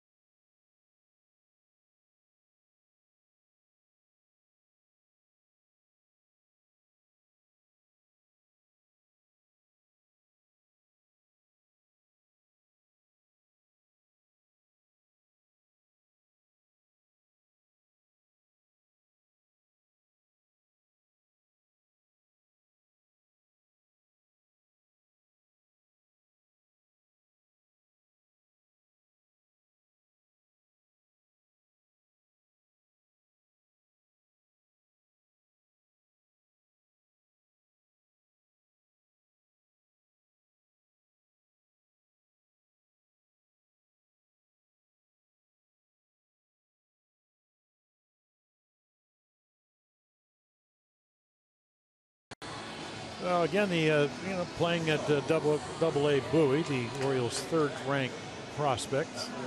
Last night, of course, he didn't catch. He is a catcher, and certainly learning that. So you can see not a lot of home runs, but a high average. And again, you got to look down the road. Matt Wieters, 1-year deal. Hopefully, he'll come back. But if he doesn't, Atlanta needs a catcher. Needs a lot of things. And with all due respect, I mean, they are rebuilding. Yes. Got a new ballpark coming up. Yeah. Trying to rebuild for that. A lot of fans aren't real happy about that move being made. Kevin Gosman back to work, and the pitch will miss inside. Starts Castro out with the off-speed delivery. Starling Castro a double, stranded in the 2nd inning. Headley and then Refsnyder. Bottom 3rd of the order. The 1-0 is foul tipped into the mitt. By the way, Ryan Flaherty is credited with a base hit on that play that took Reimold out on the 5-4. So the Orioles 4 hits, the Yankees 5. 1-1 pitch on the way, grounded off the end of the bat. Jonathan Schoop from one second baseman to another. 1 away in the 4th inning. On Sunday, the celebration of the 50th anniversary of the World Champions continues as the first 20,000 fans 15 and over at the game are going to get the '66 Jim Palmer replica jersey presented by UMBC's 50th anniversary. Don't miss this historic addition to your wardrobe. Get your tickets at Orioles.com or 888-848-BIRD. It's flannel. Flannel. Yeah, nice and toasty. Just the way you liked it when you pitched. We put on one of those flannel uniforms like for, an old timers game. Going, this was really uncomfortable. Also now, of course, known as if wool. if you were living in a basement, $414, you thought it was a really nice uniform in A-ball the year before. Yes. God, bring another one. Headley grounds out to Flaherty. Don't know how players got through some of those with all those day games that used to be played. All the uniforms were flannel, wool, and they were heavy. Yep, they were. And you played those day games with temperatures in the 90s up to 100. It was a great weight loss program. Here's Rob Refsnyder. Refsnyder grounded out his first time up. So a chance for a 1-2-3 fourth inning for Kevin Gosman. 1-0 pitch on the way, and that's taken down low. Kevin with those reverse numbers Buck Showalter talks about all the time that he sees so often this year. The left-handers hitting just 242, right-handers 296.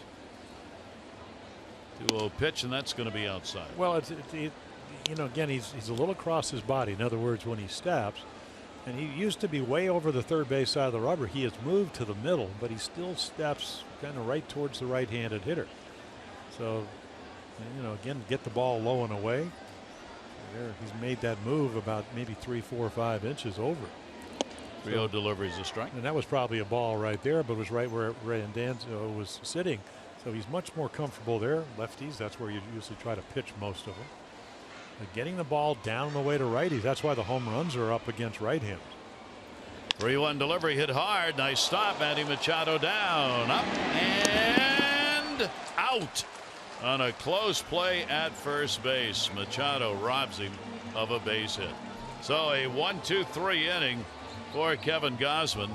Take a look at how close this one was. Manny almost reaching behind him to get it, and then with that strong arm to Flaherty by a step. Our Honda do-up. Schoop was already homered. Machado and Trumbo.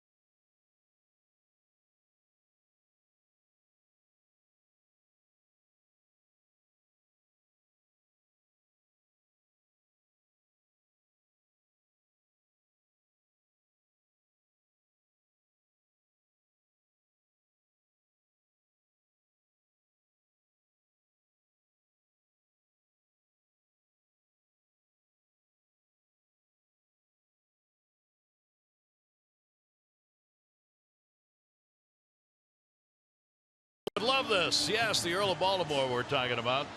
They're deep inside the numbers. Look, the most home runs per 9 innings all time. The Orioles this year, you see 5th.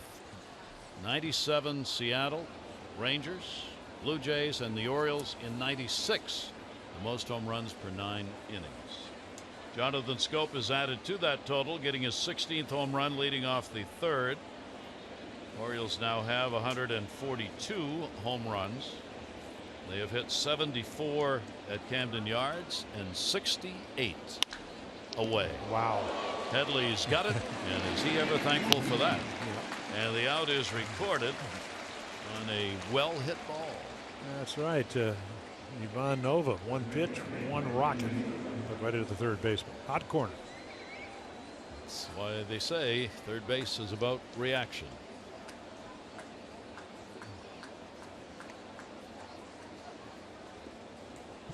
Headley with a fine play, so the third baseman exchanged really good plays on consecutive pitches.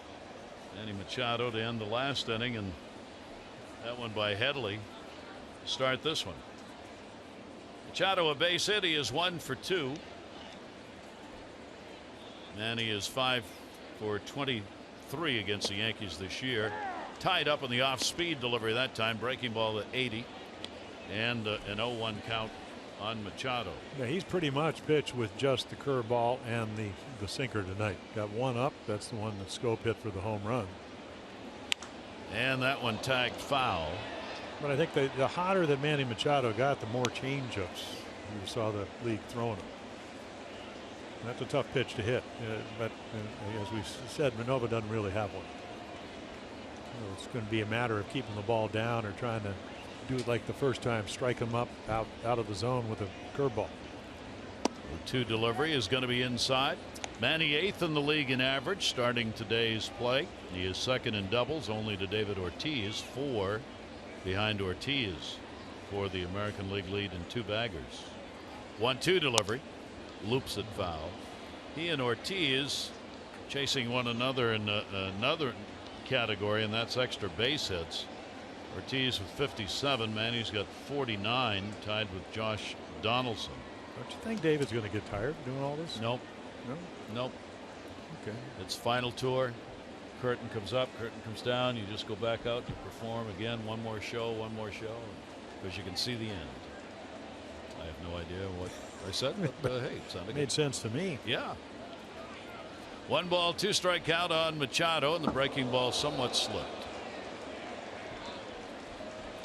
He goes, that's me. And a 2 ball, 2 strike count. Yeah, Manny knows this is not intentional. Supposed to be a curveball, just didn't get on top of it, so all it does is spin. Manny ducks. McCann is still in his catching position, hoping it was going to What was break. that? Didn't call for that. It's not the pitch. Yeah, it's supposed to break. Right where my glove was. 2-2 delivery on the way, and that one did to the outside part of the plate. Well, Manny's having a nice at bat. I mean, he's thrown him 2 quality pitchers pitched with 2 strikes, and he's, swung at that one with one hand, flicked the other one down at the line. It's the old Davy Johnson, manager Davy Johnson, our second baseman. We go out to hit extra. That's what he did for 10 minutes. We all walked off the field. But it did work with 2 strikes. Just keeps the bat going. 2-2 delivery on the way to him, and that's in the dirt. Yankee bullpen starting to stretch. Nobody throwing down there yet. Remember, he's not Nova's last start because the All-Star break was July 7th. And he threw 82 pitches. He's only gone over 103 times in the starts he's made this season. This is 13th. Manny will pop that one up first base side of the plate, and McCann is there to put it away. 2 down. On Saturday, August 20, the first 25,000 fans 15 and over at the Orioles Houston game going to get the Crush Davis bobblehead, the unique collector's item featuring the Orioles slugger, the superhero getup, along with his trusted sidekick Samson. I don't know if I can read the rest of this or not. Get your tickets at Orioles.com or 888-848-BIRD. The Crush Davis bobblehead with his loyal companion Samson will join you at Camden Yards. Oh my God. A pitch which will be a strike up and in. Mark Trumbo. Trumbo a walk, and he is struck out. Yeah, that's the way he struck out the last time. And Mark said, just kind of move it out over the middle of the plate. And then I'll hit it to Samson. Yeah, or up that's there right. in left center. I don't need a trusty sidekick either. 1-0 delivery is fisted. That's got spin. Second baseman Castro makes the play. So a 1-2-3 inning for Nova. We go to the bottom half of the 5th here at Yankee Stadium. Gosman and Nova are locked up in a pitching duel.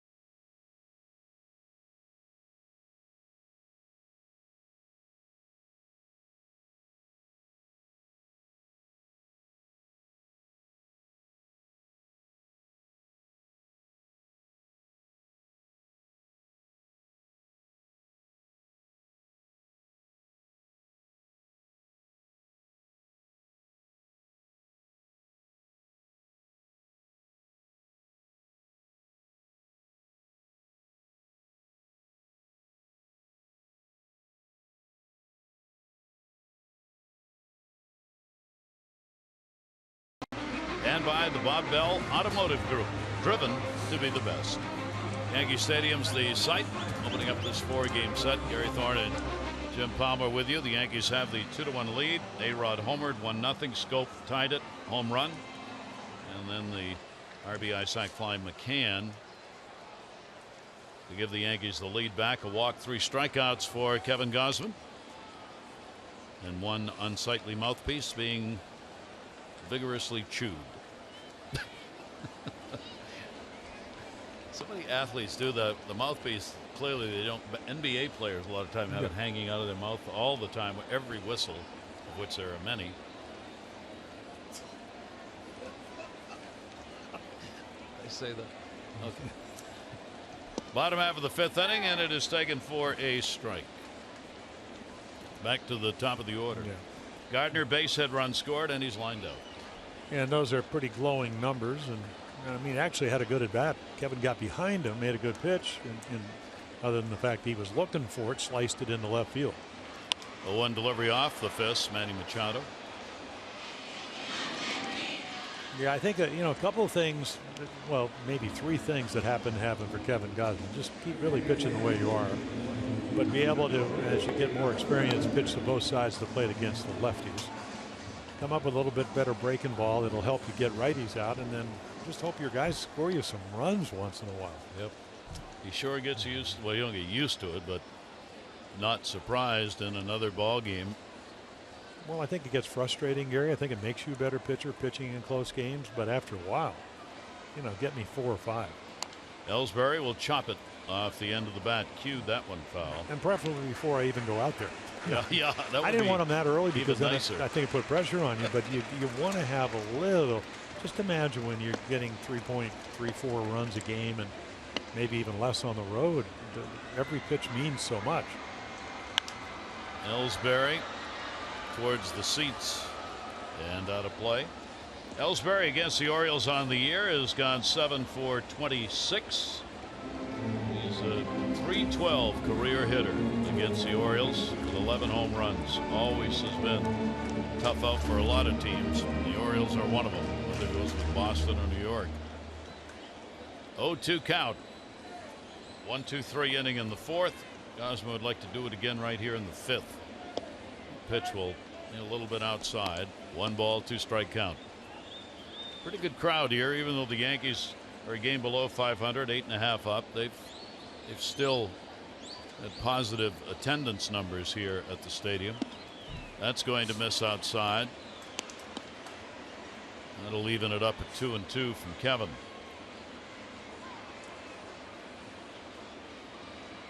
Ball club 6 wins, 9 losses in Kevin's 15 starts so far.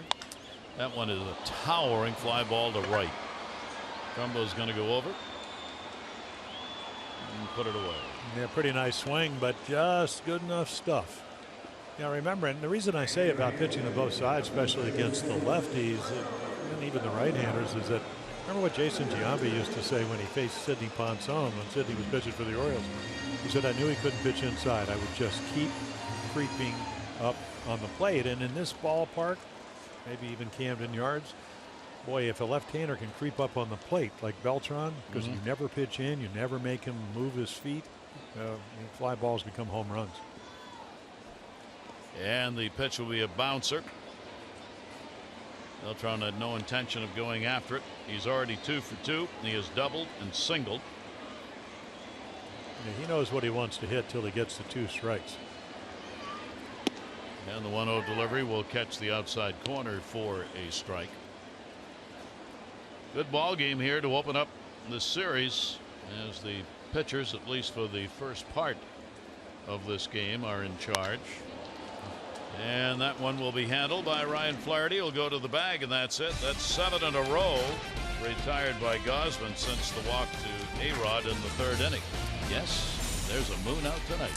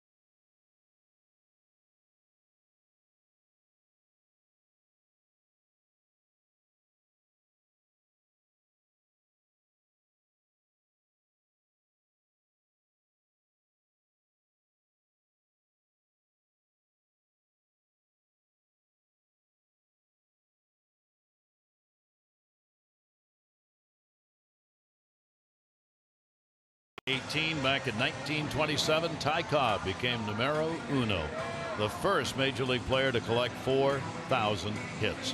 And in 1970, the Giants, Willie Mays, in his 2,639th game, collected his 3,000th hit.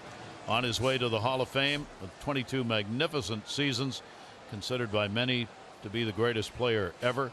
Hits, home runs, RBIs, all there. Outstanding glove, 12-time winner of a Gold Glove, 2-time National League MVP, and a member of the All-Century team, Willie Mays. Yeah, right up there. I mean, Hank Aaron certainly can be mentioned. And DiMaggio, Williams. DiMaggio. Yep.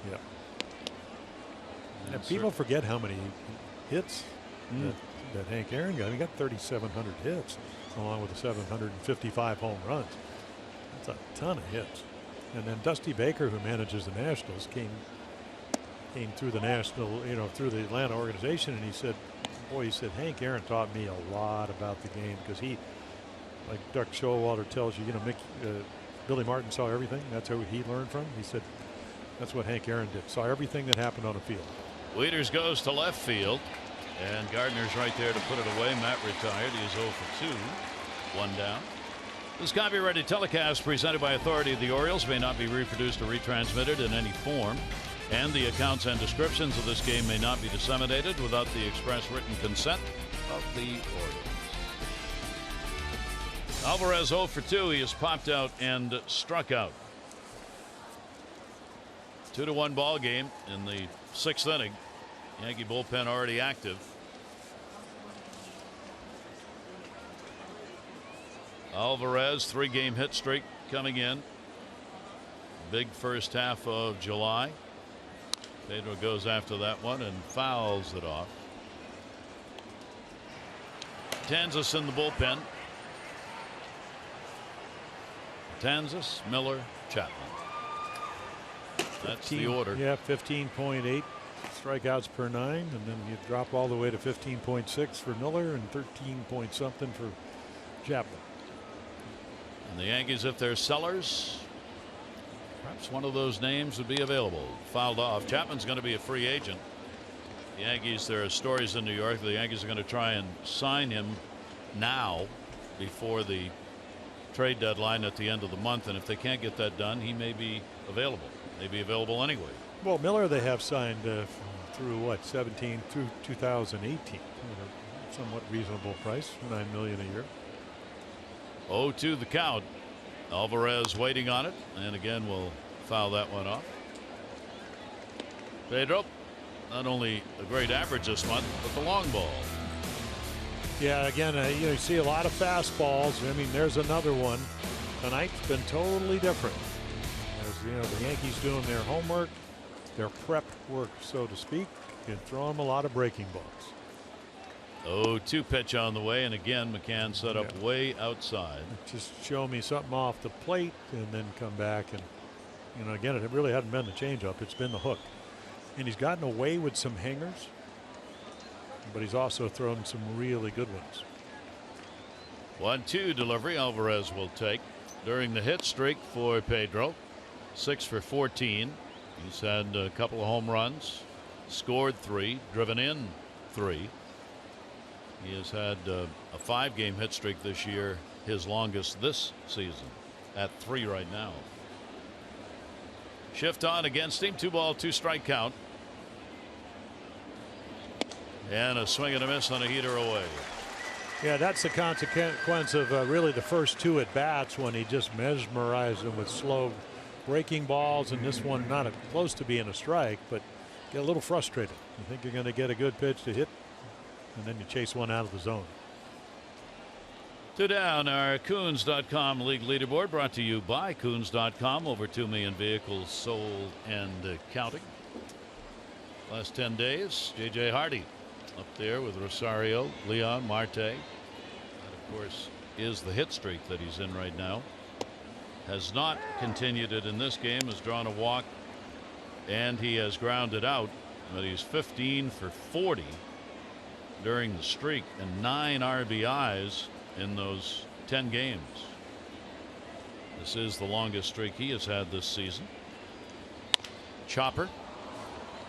Castro's got a run over as he was moved over and will make the play. So the two pitchers getting tougher here in the middle part of this ball game. 1, 2, 3 inning, and that's 7 in a row for Nova.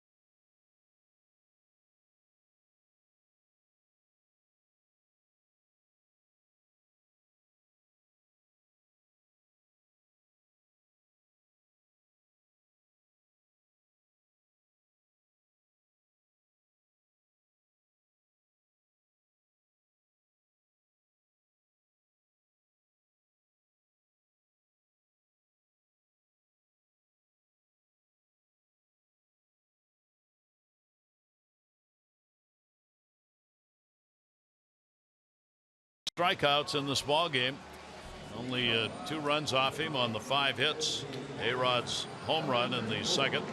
Sac fly McCann in the third. Jonathan Schoop had tied the game up in the 3rd inning with his 16th home run. And the two pitchers here in the middle of the ball game are much stronger than they were actually at the start. So let's see if it continues. Brian McCann will lead it off. McCann, Rodriguez, and Gregorius in the bottom half of the 6th. McCann's first sac fly of the year brought home Gardner, who had led off the 3rd inning with a single. Orioles have left 6 on base. The Yankees have left 4. And the pitch will be taken down low for a ball. Yankees, this is a typical game for them when they have a chance to win. Sometimes games just get completely out of hand because they don't score. The offense for the Yankees coming in 12th in average and 11th in runs. They're 12th in home runs. They don't put a lot up on the board. Compare that to the Orioles, 3rd in average, 2nd in runs, and 1st in homers. Yeah, such a departure from last year where they were 2nd with 212 home runs. Yeah, great off-speed sold on that one. Yep, great change-up and a fastball count. Not only did they hit 212 home runs, they hit, what, 43-run home runs and then 7 grand slams last year. 2-1. Gosman, the shift on behind him in the infield, and that will be fouled away. Play down the line, and a 2-ball 2-strike count on McCann. Yeah, they're pitching Brian McCann, and did get the sacrifice fly. They tried to get a ball in on him, was able to fly out to center, and Gardner, who had led off the inning, scored to make it 2-1. 2-2 delivery is a major league pop up to center. Adam Jones. And one down here in the bottom half of the 6th. Follow Orioles baseball live with MLB.com at Bat app. Stay up to the moment, any moment. Game day, live game video highlights, StatCast, news, and more. Download it. MLB.com at Bat. #1 app for live baseball on your phone or tablet. Designated hitter A-Rod with a home run is 9th in the 2nd inning, leading it off. Drew a walk in the 3rd. He's been taking some ground balls at first base. Joe Girardi might want him to go there, depending on how Mark Teixeira's foot and other ailments keep him out. He's not on the DL.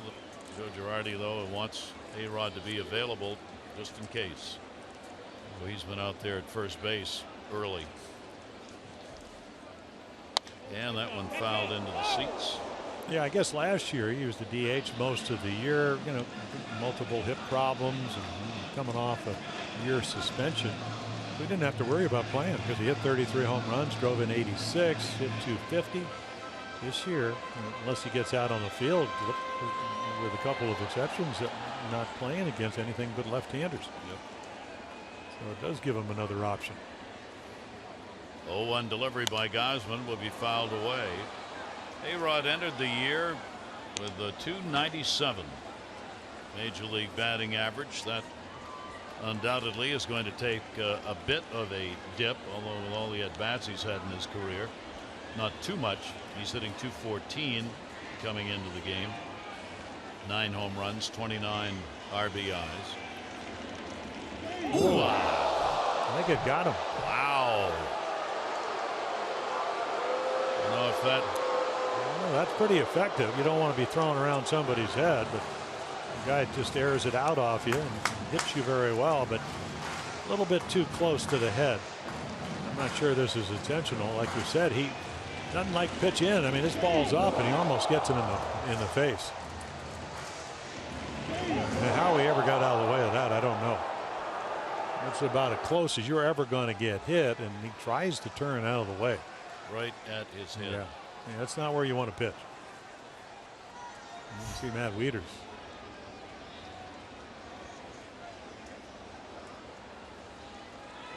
.98-mile-an-hour fastball that was that close. Well, let's see if it affects Kevin Gosman either, because you can get a little bit jumpy. 1-2 delivery down and away. A-Rod's going to stare a little bit. Wieters will put the tag on. So he gets the strikeout, 2 away. Well, he makes a good pitch, just a change up, splitter down out into the zone, and he will get the look right there. Not the first time A-Rod's ever been thrown at. You're closing in on 700 home runs. But you don't want to pitch. You just don't. And I'm sure that was unintentional as far as trying to throw up around the head. But sometimes the ball does get away from you. 4 strikeouts for Kevin Gosman. And now Didi Gregorius. Gregorius has already struck out a couple of times. 2 of the 4 picked up by Kevin in the ball game. 9 in a row set down by Gosman.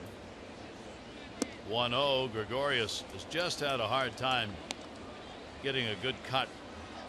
He's been late on the fastball, and the off-speed pitch has had him off balance. 1-1. Yeah, the amazing number, and Zach Britton was talking about it. There is no left-hander off a left-hander that hits better in the American League. Adam Jones will get under this. And another 1-2-3 innings. So that's 3 consecutive clean innings for Kevin Gosman. It remains the Yankees 2, the Orioles 1.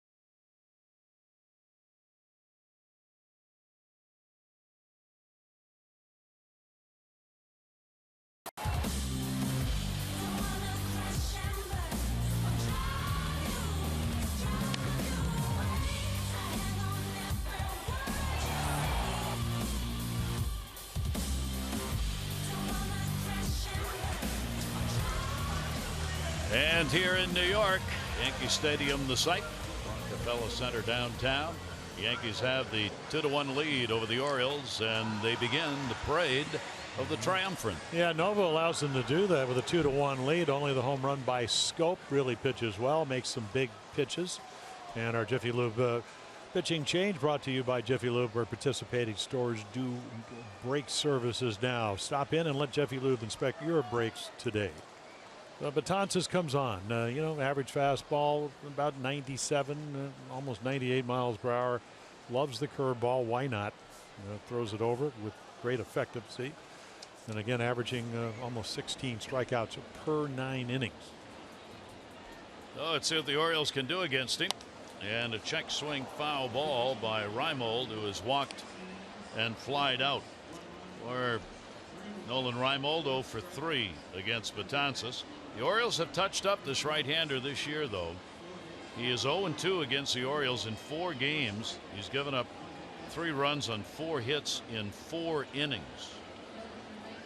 0-1 pitch, and that will be taken up high.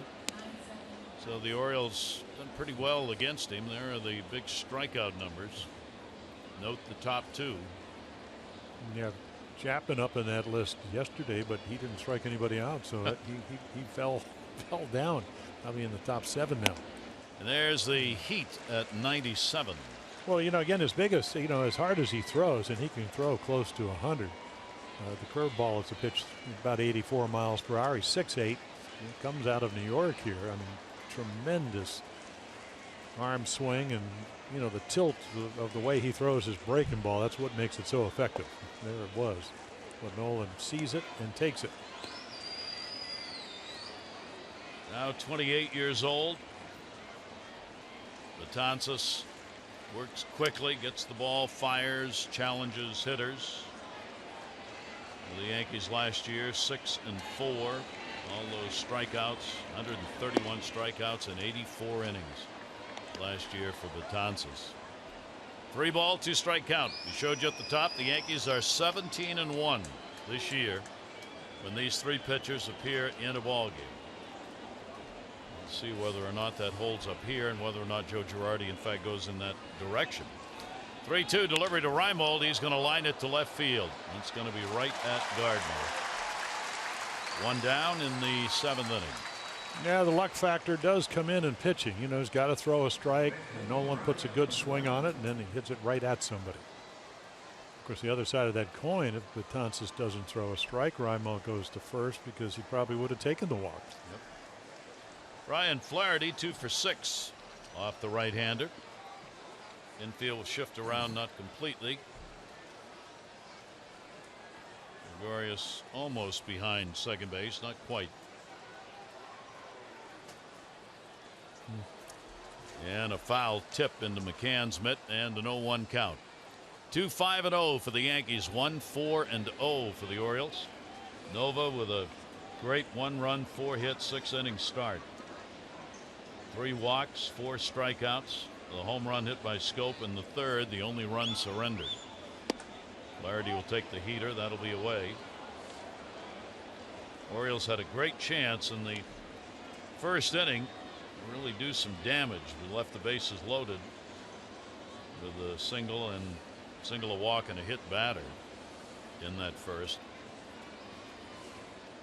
Betances 1-1. Flaherty takes, and it's down low, 2-1. Yeah, then the 4th inning, the walk to Reimold, and then the Flaherty base hit. But Nolan coming around second slipped, and they were able to get the 2nd out, get out of that inning. Well, so many things can happen in a 1-run ball game. 2-1 delivery on the way, and that's going to be outside. So Betances falls behind Flaherty with Adam Jones waiting on deck. Betances has surrendered 10 walks on the season in 45 innings. Go along with 79 strikeouts, you might call that a pretty good ratio. And there's no guarantee you're going to get a fastball here. No. That's how confident he is with his curveball. Flaherty with a base hit, and he is flied out. Betances takes too long. Flaherty steps out. –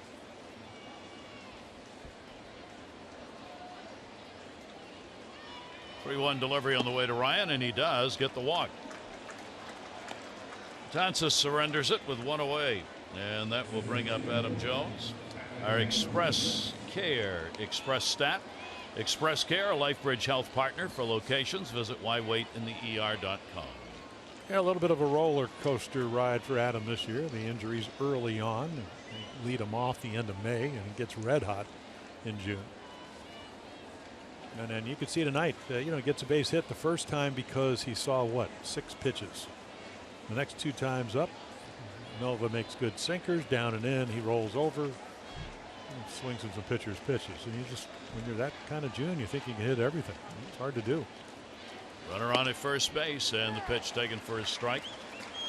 Adam has had 4 hits in 27 at bats against the Yankees this year, including a home run and 3 RBIs. Single in this ball game, 1 for 3.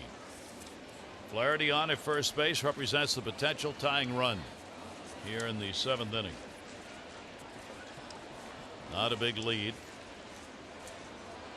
The 0-1, 98 upstairs, 0-2. Yeah, 2 for 11 for Jonesy with no extra base hits.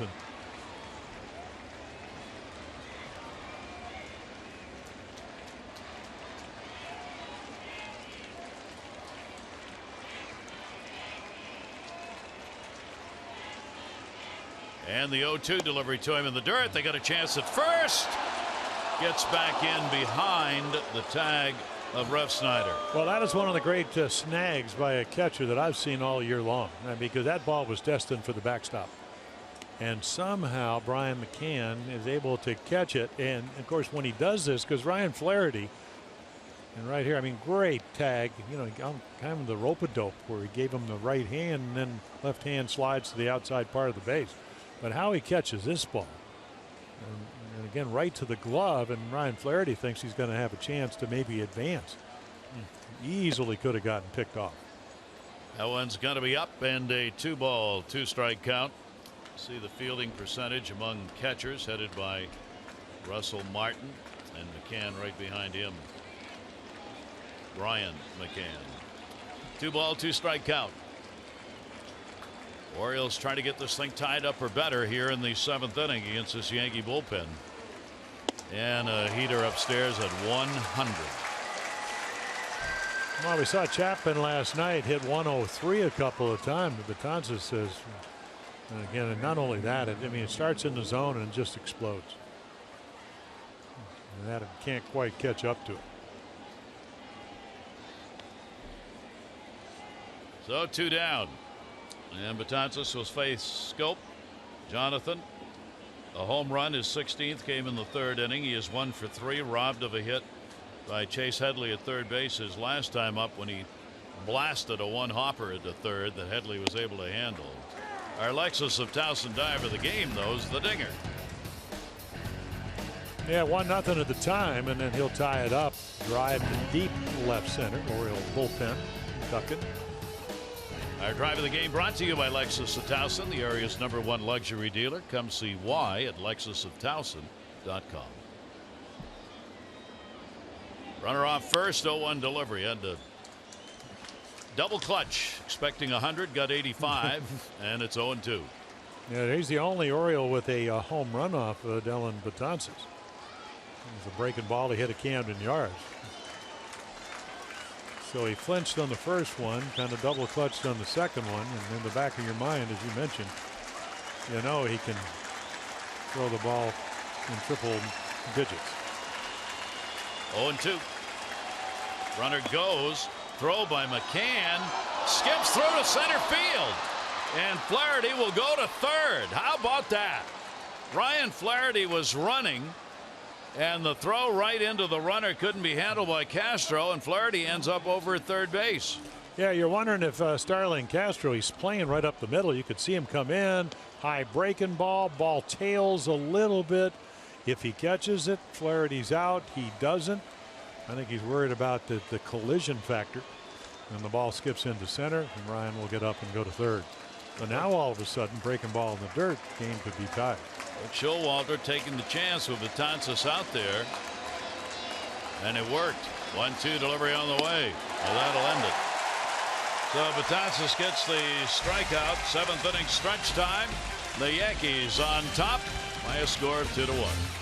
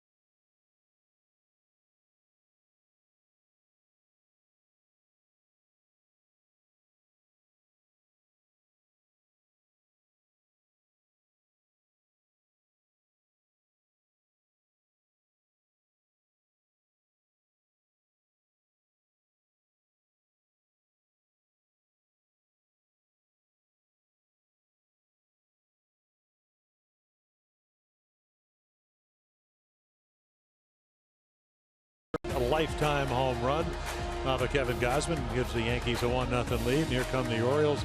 Schoop with a 16th home run off of Ivan Nova, ties it up 1-1.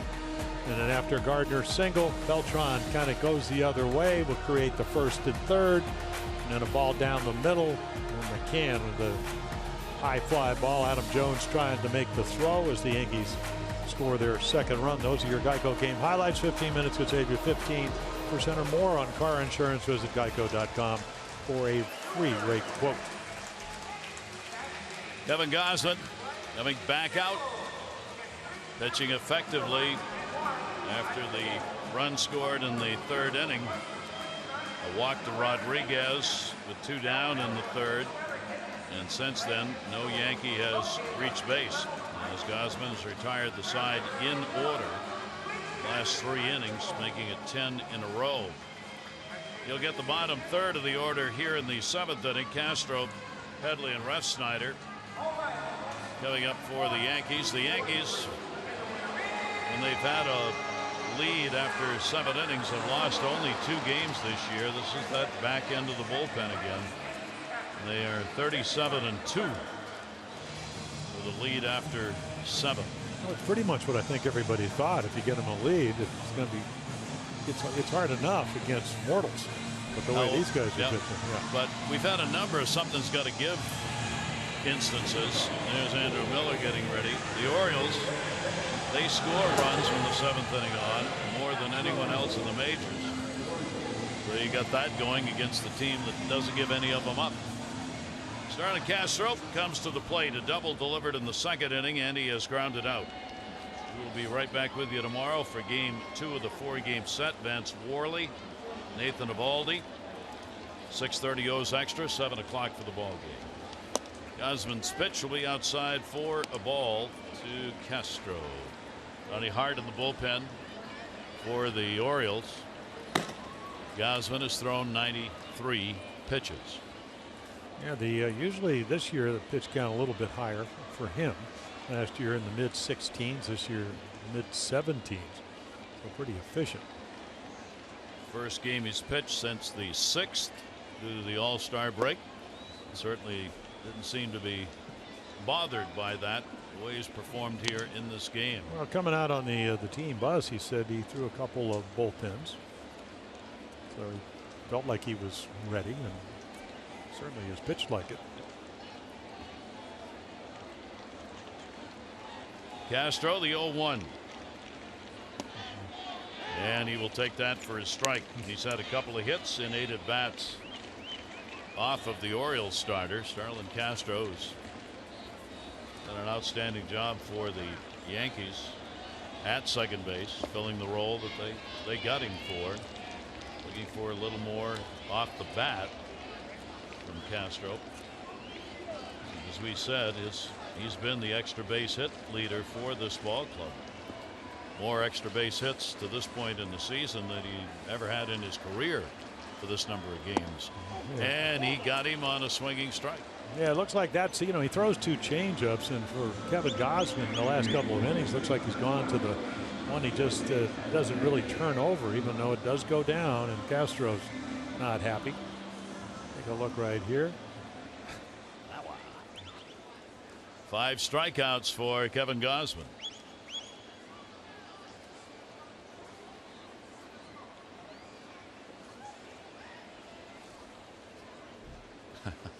And the pitch taken for a strike. Yeah, everybody talking about the fact that if the Yankees don't win and get over 500, that they need to get younger. Well, Castro's 26, Gregorius 26. Headley's not like, he's only 32. And, Ref Snyder, who's playing tonight, young. Yep. Trouble is the core of the ball club isn't. Well, and can the young players become the core of the future Yankees? And I think that's very much up for grabs. Chase Headley. Headley's 0-2. Well, you think about how they got.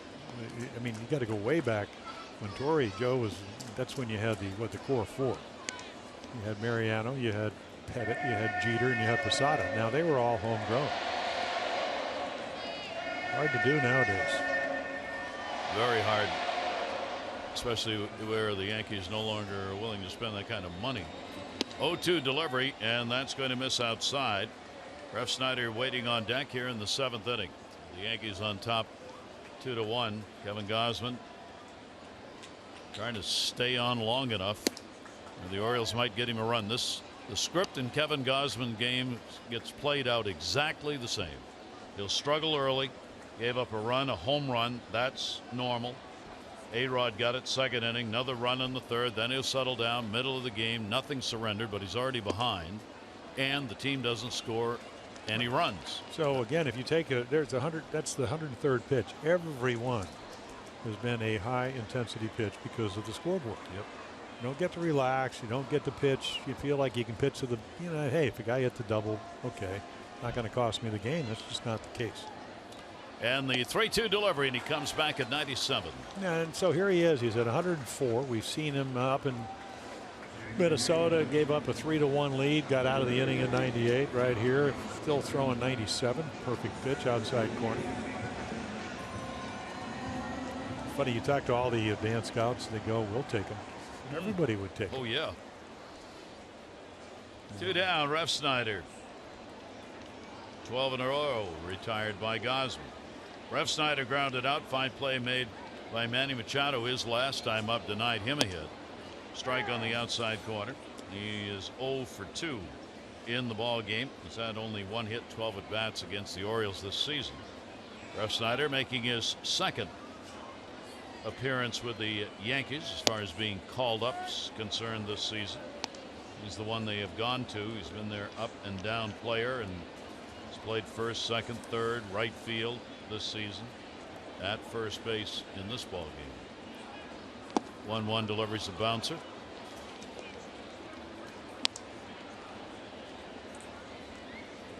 Two ball, 1 strike count from Kevin Gosman.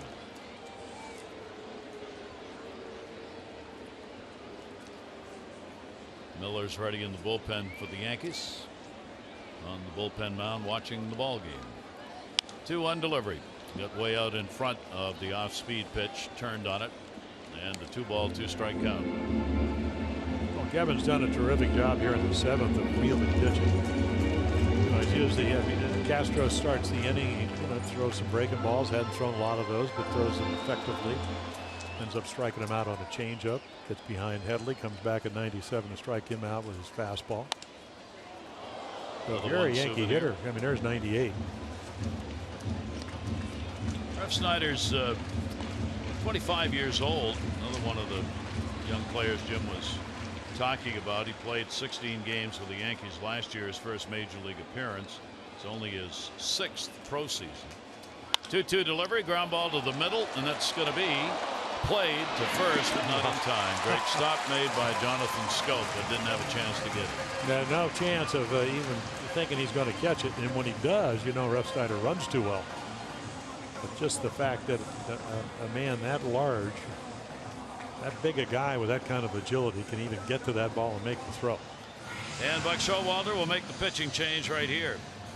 So Gosman is going to leave the ball game again without a chance to be the winning pitcher, as the Yankees have a 2-1 lead, and he'll be responsible for the runners.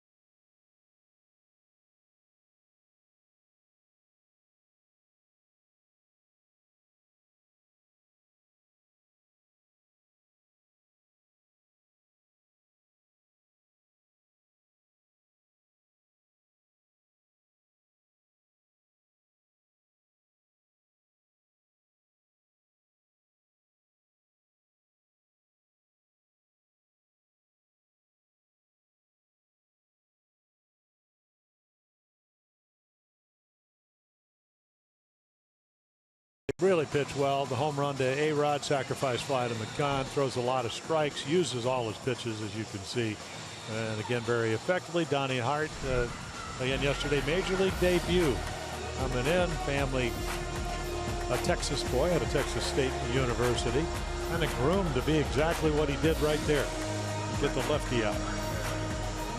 Family elated, so he'll have a chance now, back-to-back games. There you go. Hey, up to Atlantic City, 50-50. Put it on red or black. Get out of 10. And of course, he's a sidearm, and think of the numbers, good ones. A lot of strikeouts, doesn't walk a lot of people, deceptive against lefties. And with a sidearm delivery, tough for the left-handers to hang in, as we'll see how Gardner does with it. 2 down, runner on at first base. Refsnyder picking up the Yankees' 6th hit on the infield single. Now Gardner at the top of the order, 245 off lefties, 20 points higher off righties. 2 away, and the pitch taken away for a ball. You can almost see Gardner going, oh, that's how he's going to do it. Yeah, well, the more that Donnie Hart pitches, the more they'll see. I mean, the Kiermaier strikeout, you know, dropped down, fooled him. And again, maybe the ball in the middle of the plate. And of course, Gardner last night, a couple of hits off of David Price. 1-0, runner goes. Breaking ball. Wieters the throw. Strong one. And got him. And they get the out at second base, as Refsnyder is thrown out by Wieters, who throws him out 31% of the time. Refsnyder's got some pretty good speed. Didn't have a chance there. He's now 1 for 2 in stolen bases.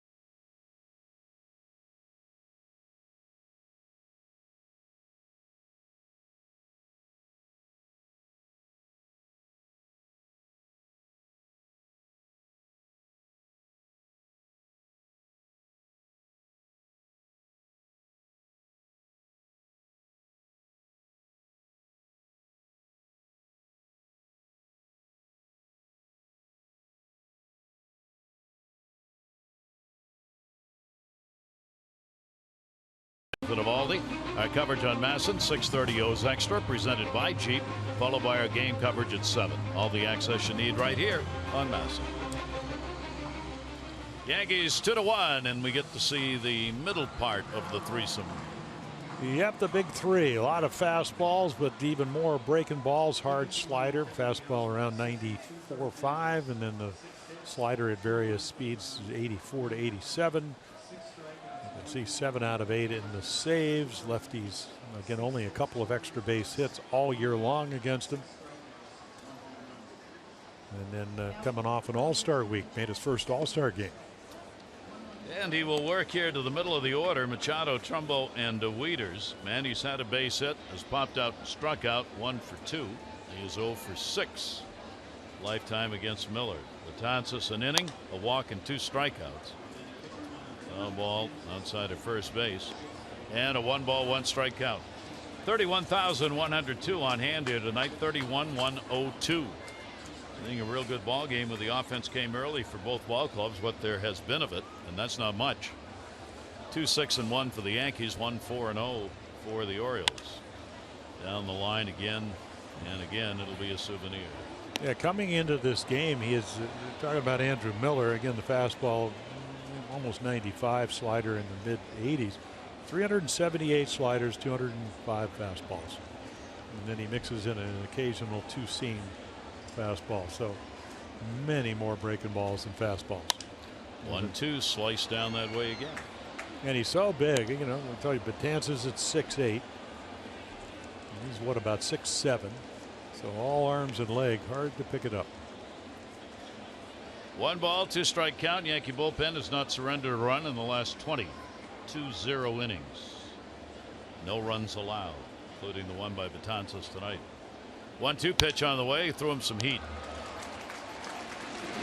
Yow! On the bag, Ref Snyder. I'm becoming, as I watch games over all these years, convinced the toughest play in baseball is a pitcher throwing somebody out at first base. How many times do we see this happen? Well, let's see. You know, again, you're taught, catch the ball, gather yourself, don't separate your hands so you can take crow hops, and then right there, I think pitch to home plate was 96. That one was similar. It looked like he was bearing down on his throw to first base, but he gets the out.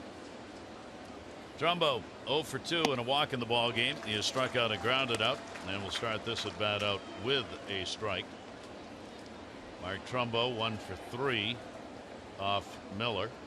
Miller this year against the Orioles, 2 1/3 innings and zeros across.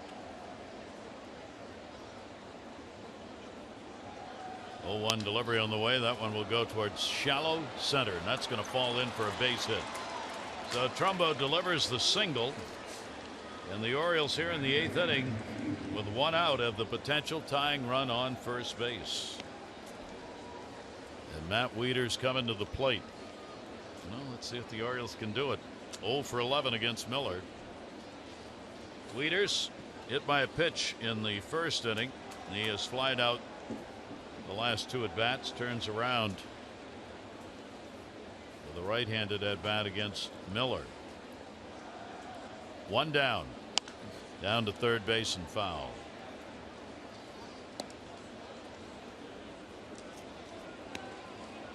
Yankees are trying to get to 500.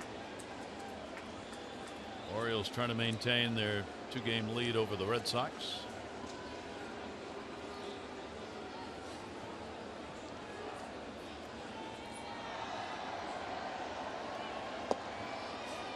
That one is taken down low. Yeah, a little extra velocity tonight for Andrew Miller. Maybe a mile or 2. Of course, briefly an Oriole for the last couple of months of 2014. Turns that one inside more than he wanted, and a 2-ball, 1 strike count on Wieters. So you get, as so often happens in baseball with players moving as they do, battery mates against one another. As Wieters, of course, caught Miller last season with the Orioles. Trumbo at first base. Wieters trying to hold up on that 84-mile-an-hour pitch without in front too far. 2-2. Yeah, I mean, again, his arms are so long, and he is 6'7", and he's a side warmer. As long as he gets on top of the breaking ball, you just don't know where it's going to end up. And the spin on a good slider, it's just hard to time, hard to see, hard to pick up. And then he got 96, 97 in his back pocket. 2-2. Leaders a ground ball to short. Glorious Castro left side. No runs on one hit, no errors, nobody left on base. Bottom half of the 8th inning coming up. Miller does his part of the night, keeping the score 2-1.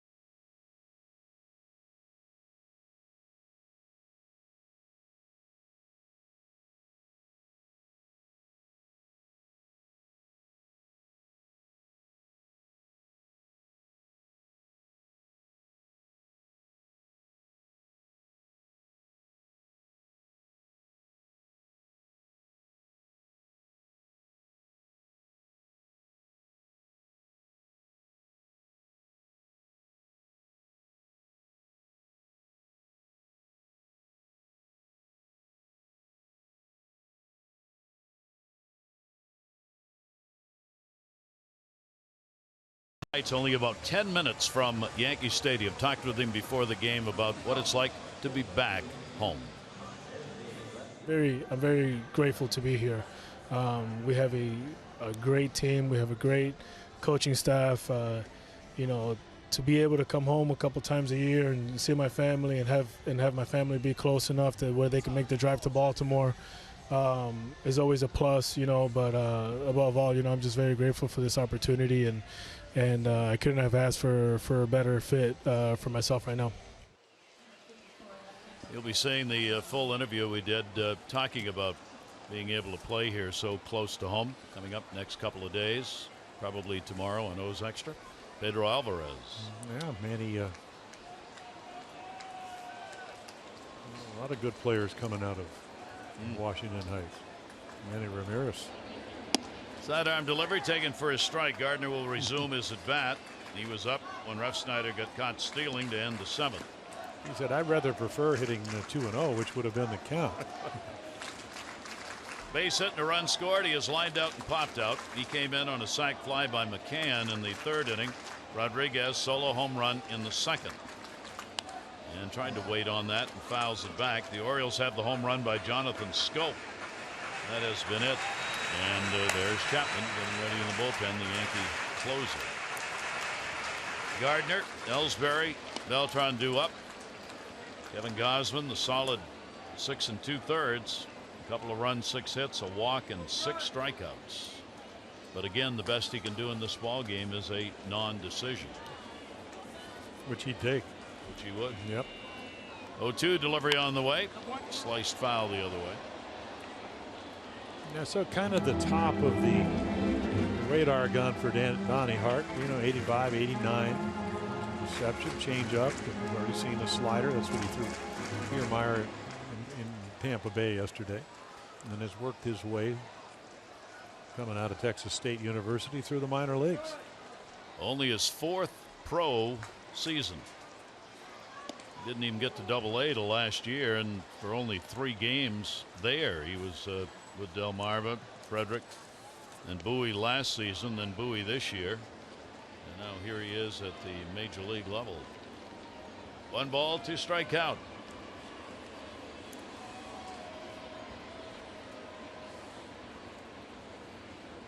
Gardner with the outfield shallow left and center. Hits one off the fist. Schoop makes the running throw and records the out. One down here in the 8th inning.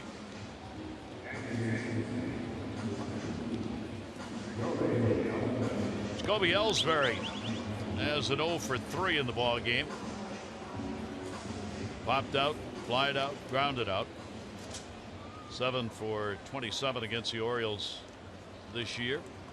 Ellsbury to be followed by Beltran. Really important, obviously, here in the 8th inning of a 2-1 ball game to hold the Yankees right where it's at, and you got to do it against the middle of their lineup. And a swing and a miss as he came inside on it. Yeah, most all the good lefties, you know, the guys that are trying, I mean, the Gardners, the Ellsburys, the guys that hang in. You can take a look right here. So, you know, you just kind of bend your waist and it changes your arm angle. But they can cover the outside corner. So right where the glove is for Matt Wieters, that's a very effective place for lefties to pitch lefties. Ellsbury just got that one on the underside of the bat that caught Matt Wieters. Ellsbury's a .260 hitter off lefties, .282 off righty. Coming into the ball game tonight. Yeah, there's a guy, Paul O'Neill's in the next booth who won the batting title here, and he said Don Mattingly taught him with until you get to 2 strikes, which is the case here, you hit the breaking ball that starts at you. 0-2 delivery to the middle. Can Schoop do it again? Yes, he gets that one rather easily and makes the strong throw for the out. Yeah, neither of the balls hit particularly hard, so Jonathan usually does get to him. So 2 away here in the 8th. A pitcher dominated game. Beltran coming. Chazro for the Orioles. Beltran has doubled, singled, and grounded out. He will face the right-hander, and of course with power. That one's going to go to left for a base hit. That one that hung for him. So a 3-hit ball game, 2 singles and a double. 3 for 4. Yeah, Beltran doesn't get fooled by the changeup. He stays up enough, and that's another way to get a lefty up there. But Beltran single, and they're going to pinch run for him. They'd love to get another run in here, obviously.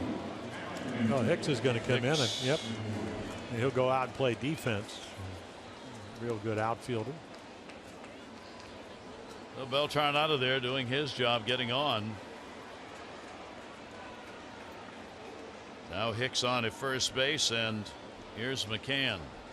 McCann, sac fly RBI, and a couple of fly balls in addition to center. All 3 of his at bats have gone to Adam Jones in center field.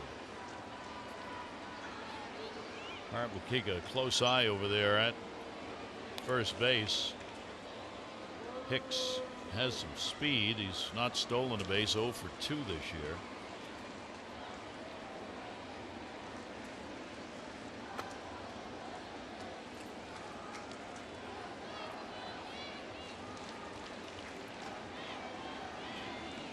Runner not going. McCann will take the sweeping pitch outside for a ball. Yeah, I imagine if you're on first base, it almost looks like Donnie Hart because he drops down and kind of crossfires. It looks like he's stepping right at you. Yet that's his normal delivery. McCann almost exactly the same righty lefty. 241 lefty, 245 right-handers. That will miss inside. So Hart will fall behind. 2 balls and no strikes on McCann. 2-1 ball game in the 8th inning. The Orioles will get Alvarez, Hardy, Reimold due up when they get to the 9th, and they want to get there with a 1-run differential. Schoop backs up in right field now with a 2-0 count, and McCann takes the pitch for a strike on the outside corner, questions it. 2-1. Well, as you mentioned, wherever the catcher goes, you can see Tony Randazzo. He's right on the inside shoulder. So he's looking across the plate, and he's a long way to that outside corner. Not a big lead at first base. Hicks, in fact, backed up a step. McCann takes it, and that will miss. So a 3-ball, 1-strike count. McCann to be followed by A-Rod. Orioles have the right-hander ready to go if the inning should continue.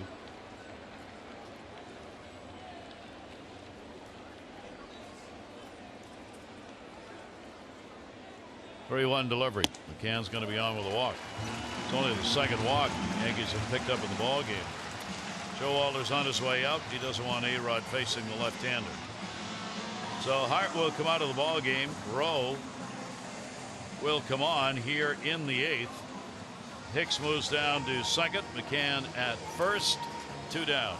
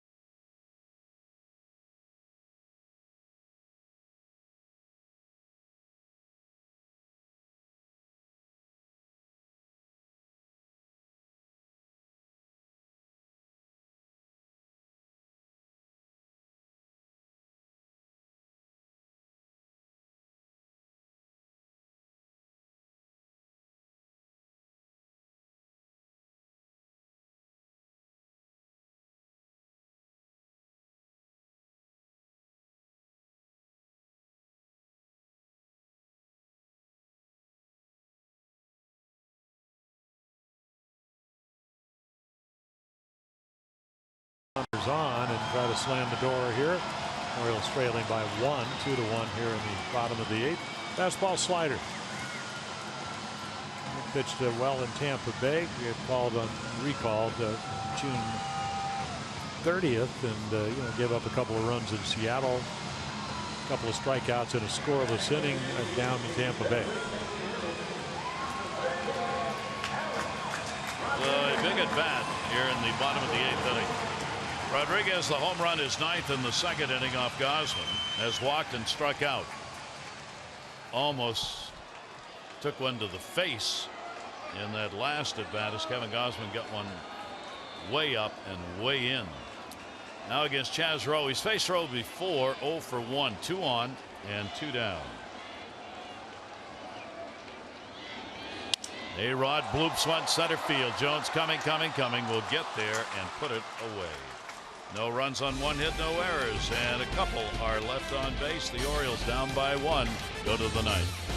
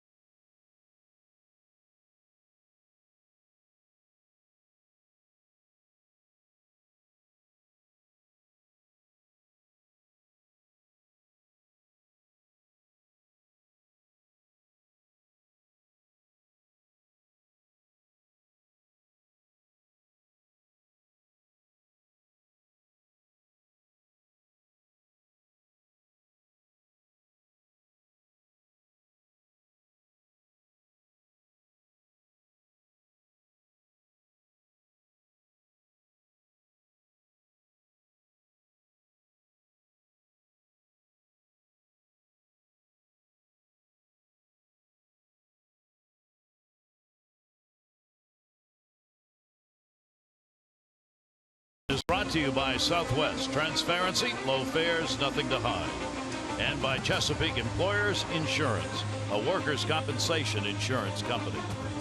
Terry Thorne and Jim Palmer at Yankee Stadium as the Yankees have a 2-1 lead on what's been a very pleasant night for baseball. So a lot of fastballs. Average fastball about 99 miles per hour. Breaking ball, doesn't throw it a lot. A slider, and then last night he came in, did get the save, did throw one changeup about 89 miles per hour. So again, there it is, 40 strikeouts, 27 and a third innings.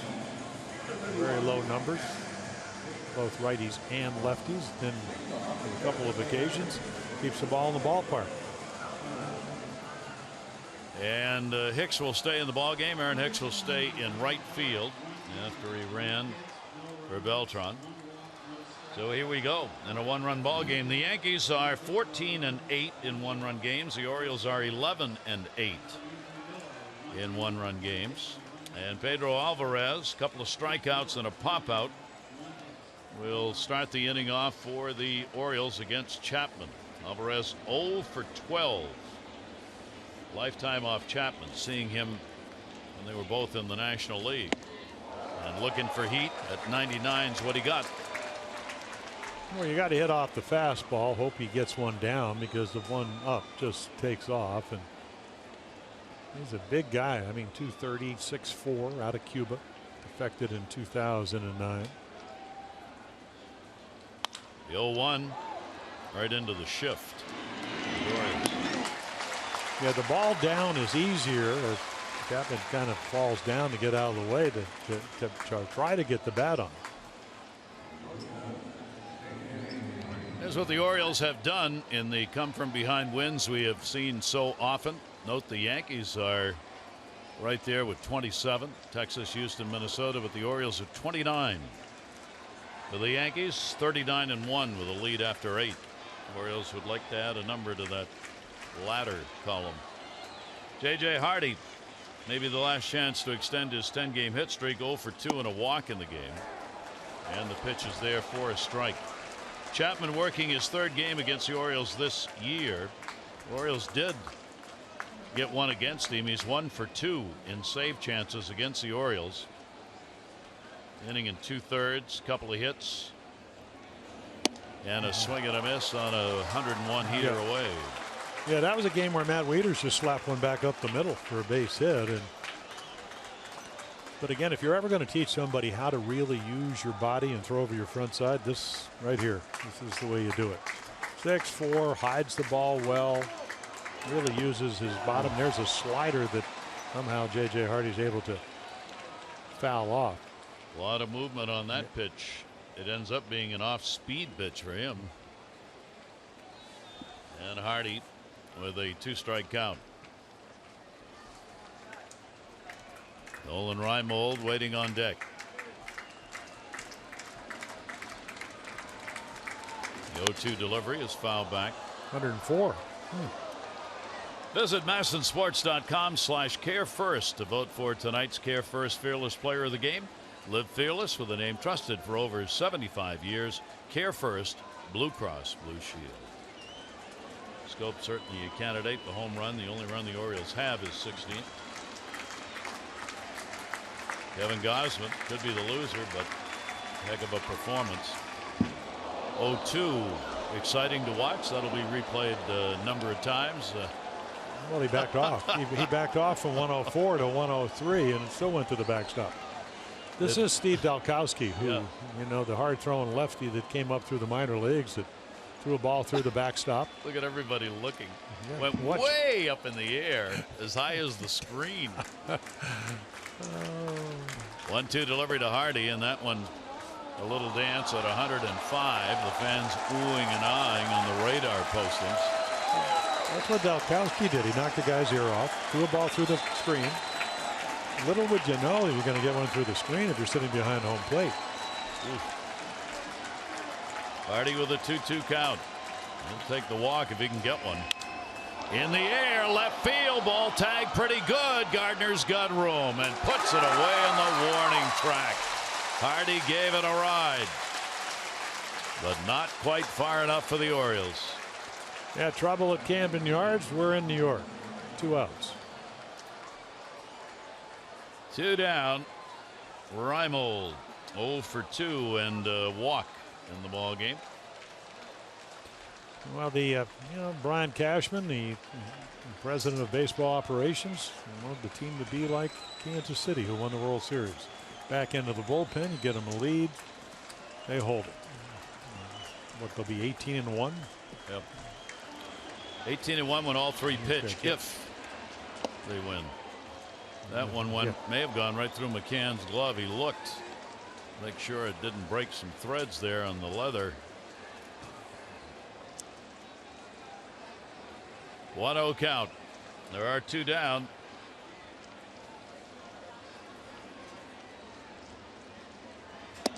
Ivan Nova, chance to be the winner, would go 7-5. He worked 6 innings, gave up a run on 4 hits with 3 walks and 4 strikeouts. Gosman would take the loss. He'd be 1-7 if it ends this way. Pitch way outside. So a 3-0 count. Ryan Flaherty, the on-deck batter, hoping to get an at-bat with a runner on base.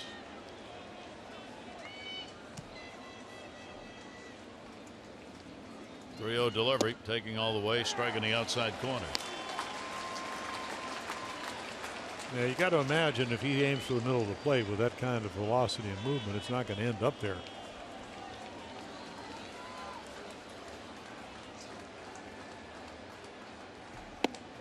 And he did walk him. That's only the 8th walk that he has surrendered this season, and it keeps the game alive for the Orioles.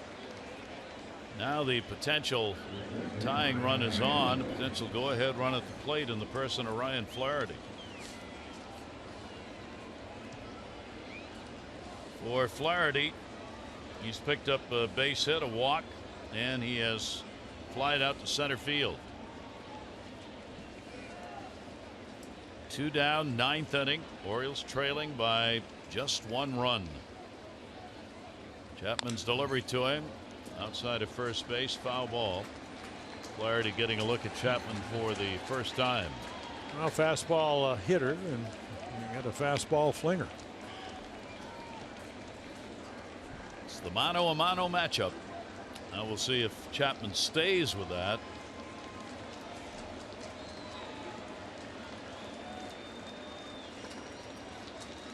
Raimo being held at first, so a little gap between first and second. He does, and it's there. 0-2 at 102.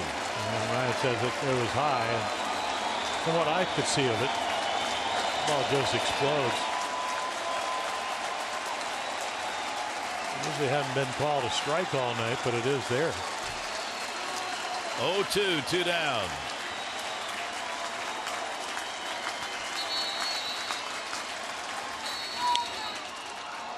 Keeps his at-bat alive.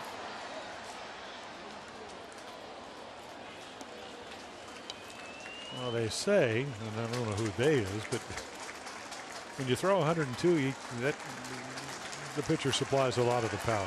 If you can make contact, we'll see if that's the case. Trying to barrel it up is the problem if it's got any movement on it. Well, you got speed at first. I mean, a double is going to score Raimo.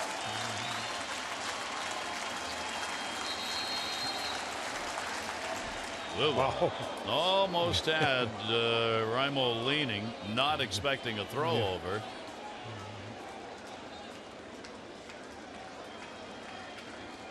Yeah, Chapman, who when he signed with Cincinnati, he actually started, so maybe he learned that move. Not that many guys get on. It's an easy way to a nice way to end a game if you're a pitcher.